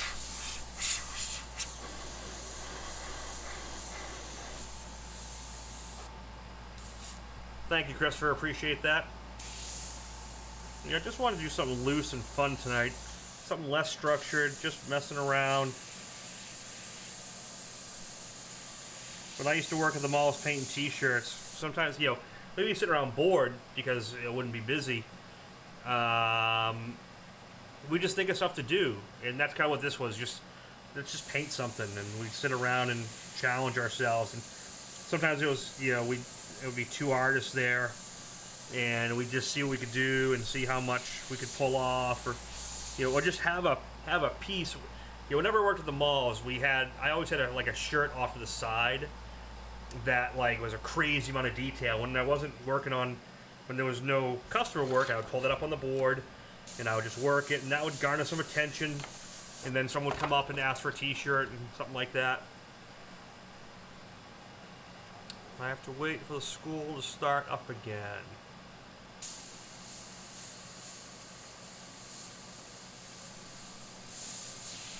You know, so it's always cool to have these like detailed projects going on and just kind of work it when you had time.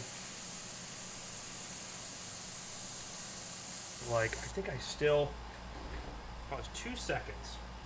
I don't know if I still have this shirt.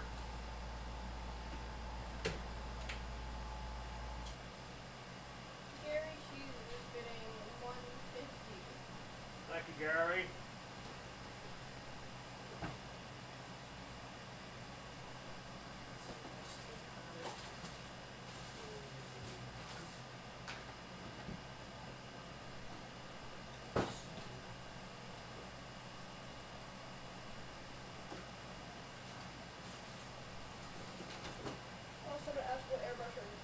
I'll bring that up next week.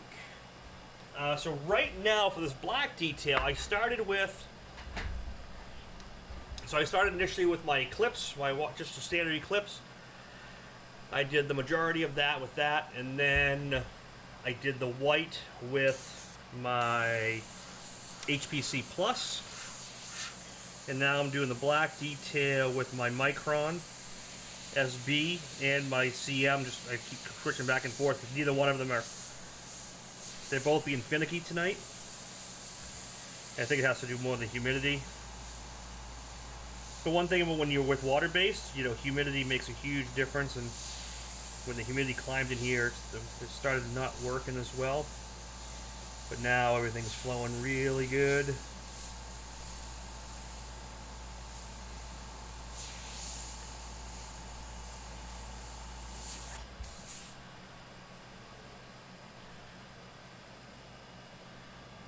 You're making pens. Cool, sir.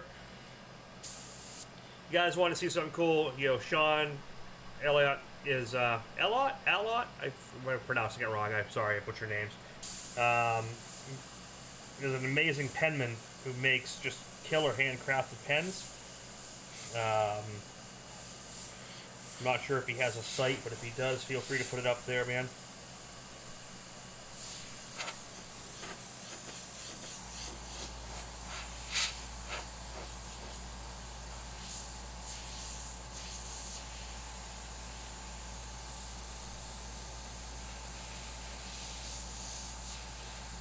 See, right now the end, now the paint's falling perfect.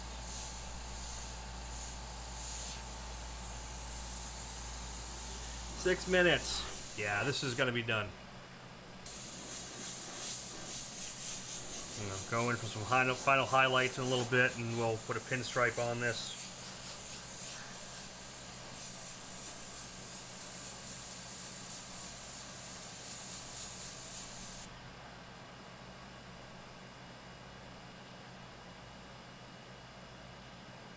Yeah, see, a piece like this I do when I'm bored, meaning, you know, just,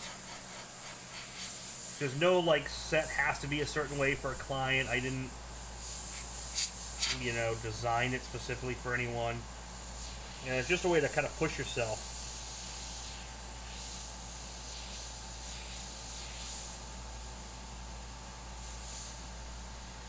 Because once I get to this point, like, I could do another hour of just, now that this is running right, of course, towards the tail end, I could just do another hour of just pick detailing and little shading and just really just make it insanely detailed and lots of little stuff, like those little things, and just...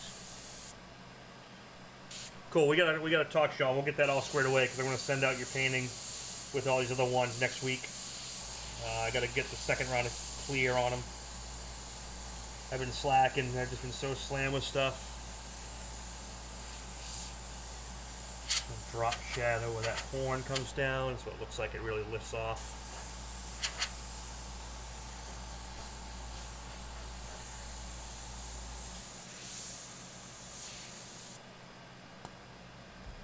Let's go in.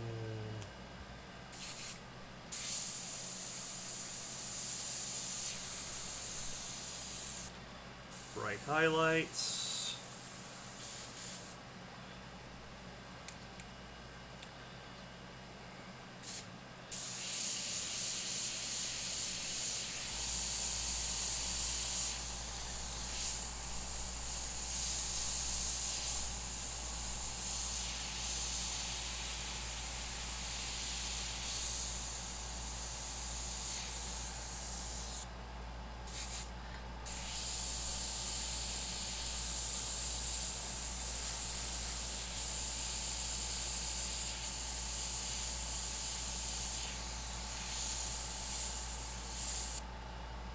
I want to thicken up this white a little bit.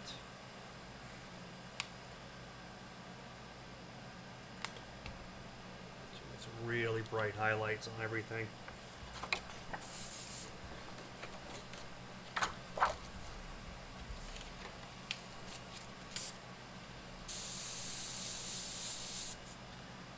See how those come in? They just... little bits. It just starts to really brighten everything up, make it more dynamic. You get these teeth highlighted.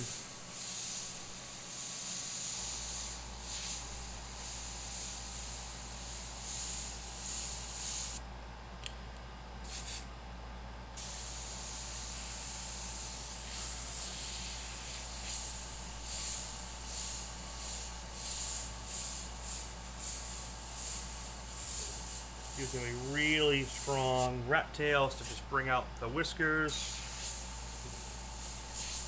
Hey, this dragon's got eyebrows like my dog. It's got max eyebrows.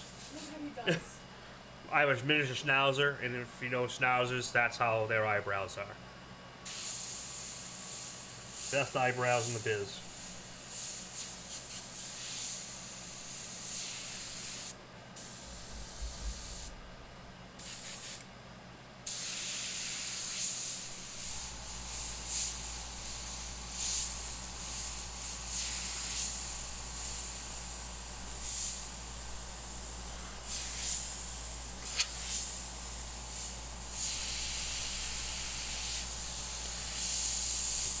Texture in there.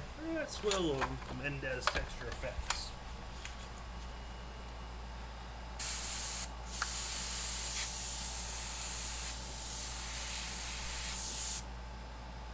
Cool. Cool.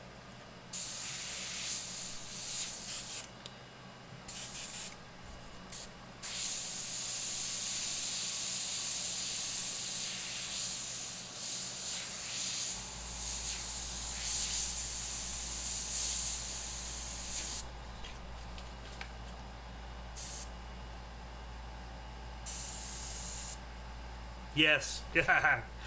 Very few people get that Guardians reference. What's that? Best eyebrows in the biz. I always say that about Max, and it came from that. We get the best eyebrows in the biz, and that is from Guardians. Guardians is pretty much my all-time favorite movie. I can recite that almost as well as I can the Holy Grail. Which we will not get into the Holy Grail right now.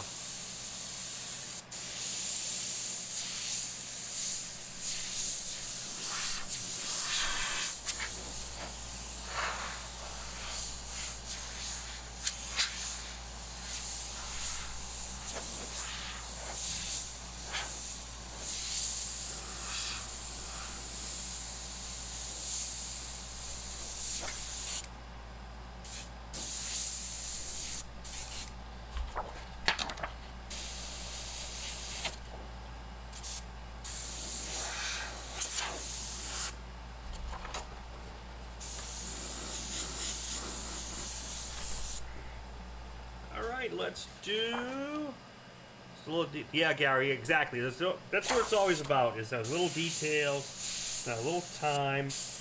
And this is a good lesson for anyone starting out. You know, and it's this way in business, this way in anything. The last 20% is 80% of the work. I don't know if you ever heard that. So the first 80% is like really just getting everything in. That last 20% is where everything comes together, and all the work you've practiced for and dedicated to, that's where it all comes into play to really make the piece, finished and finalized and just what it could be. But you got to get all that groundwork laid first to make the last bit. All right, let's put a little pinstripe on this thing. I'm thinking a bright red pinstripe. That sounds good. Will be pretty cool.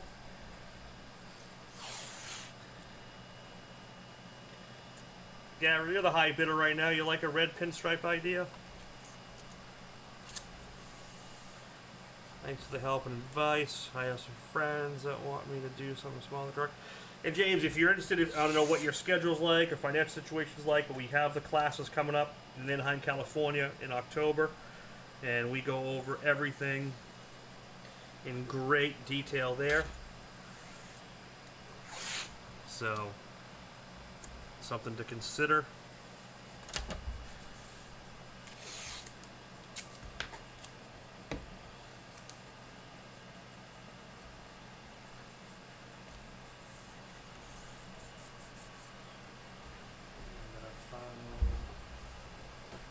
Bleed. Do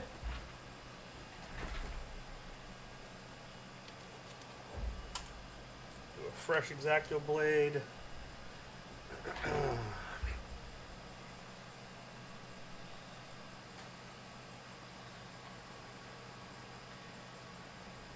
Always cut on one side and pull the tape up into the other. Only one cut touches the surface.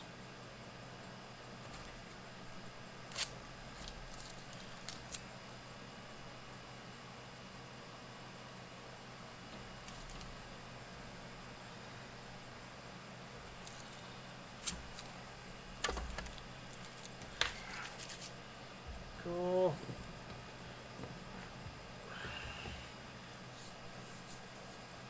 Thank you. Red it is. So put these here so I don't get too much. We don't overspray. We'll make our little overspray wall. That little trick I learned from Steve Driscoll. Basically making a deflector shield.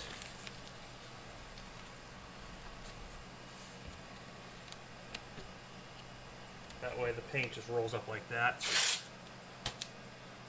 So Carl, you just gave me an idea. I'm gonna have to find some small little prizes. I'm gonna do obscure movie references and see who the first one to get them are. To get them, and that would be cool. I don't see a dragon anymore. I see an angry dog. Well, that dragon's kind of had that food dog look. Gold. Gold would be cool too.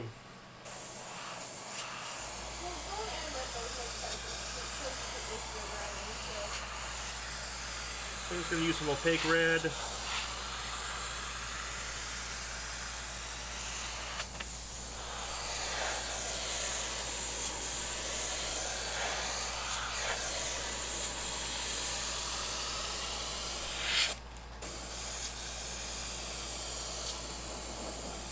Probably should have reduced this a little bit.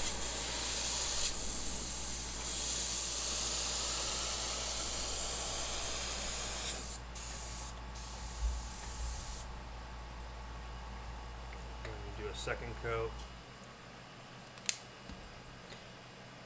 Michelle, thank you.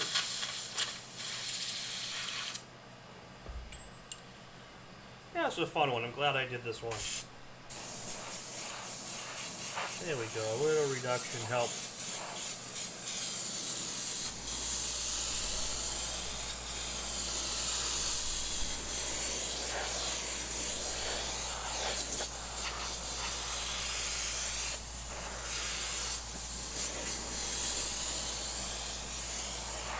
Okay, we're 10:05. We're 5 minutes over. Oh no!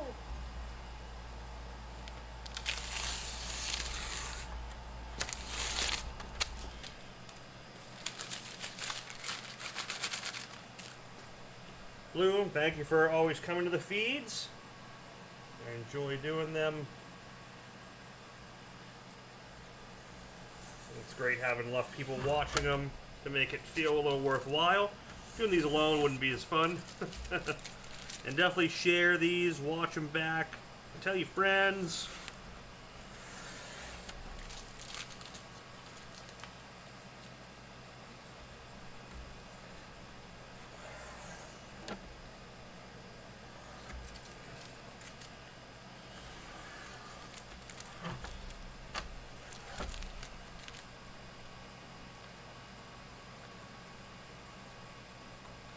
The only thing, Carl, is now I know that I can't use any Guardian references, or you'll get them all probably before anyone else does.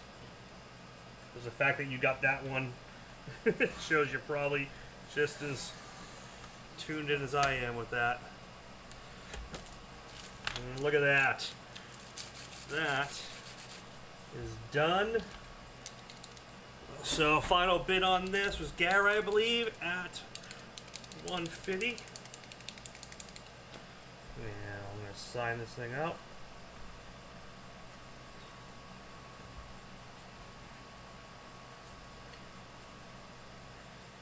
$20.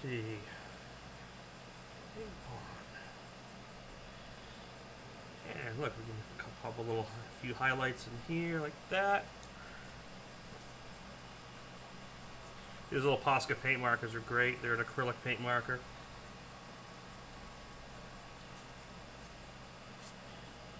Little added touches.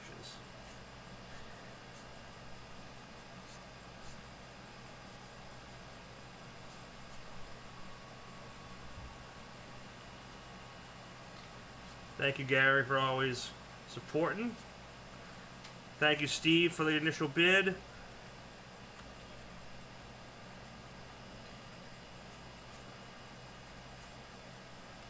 It's much appreciated.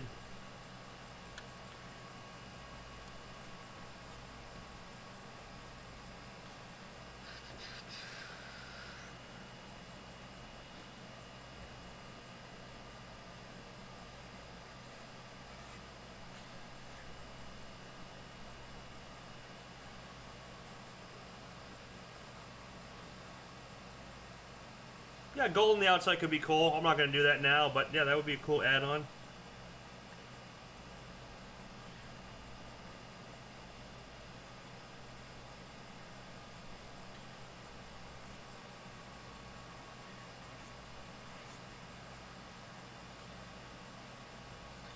And feel free to comment and let me know ideas you'd want to see next week or next time.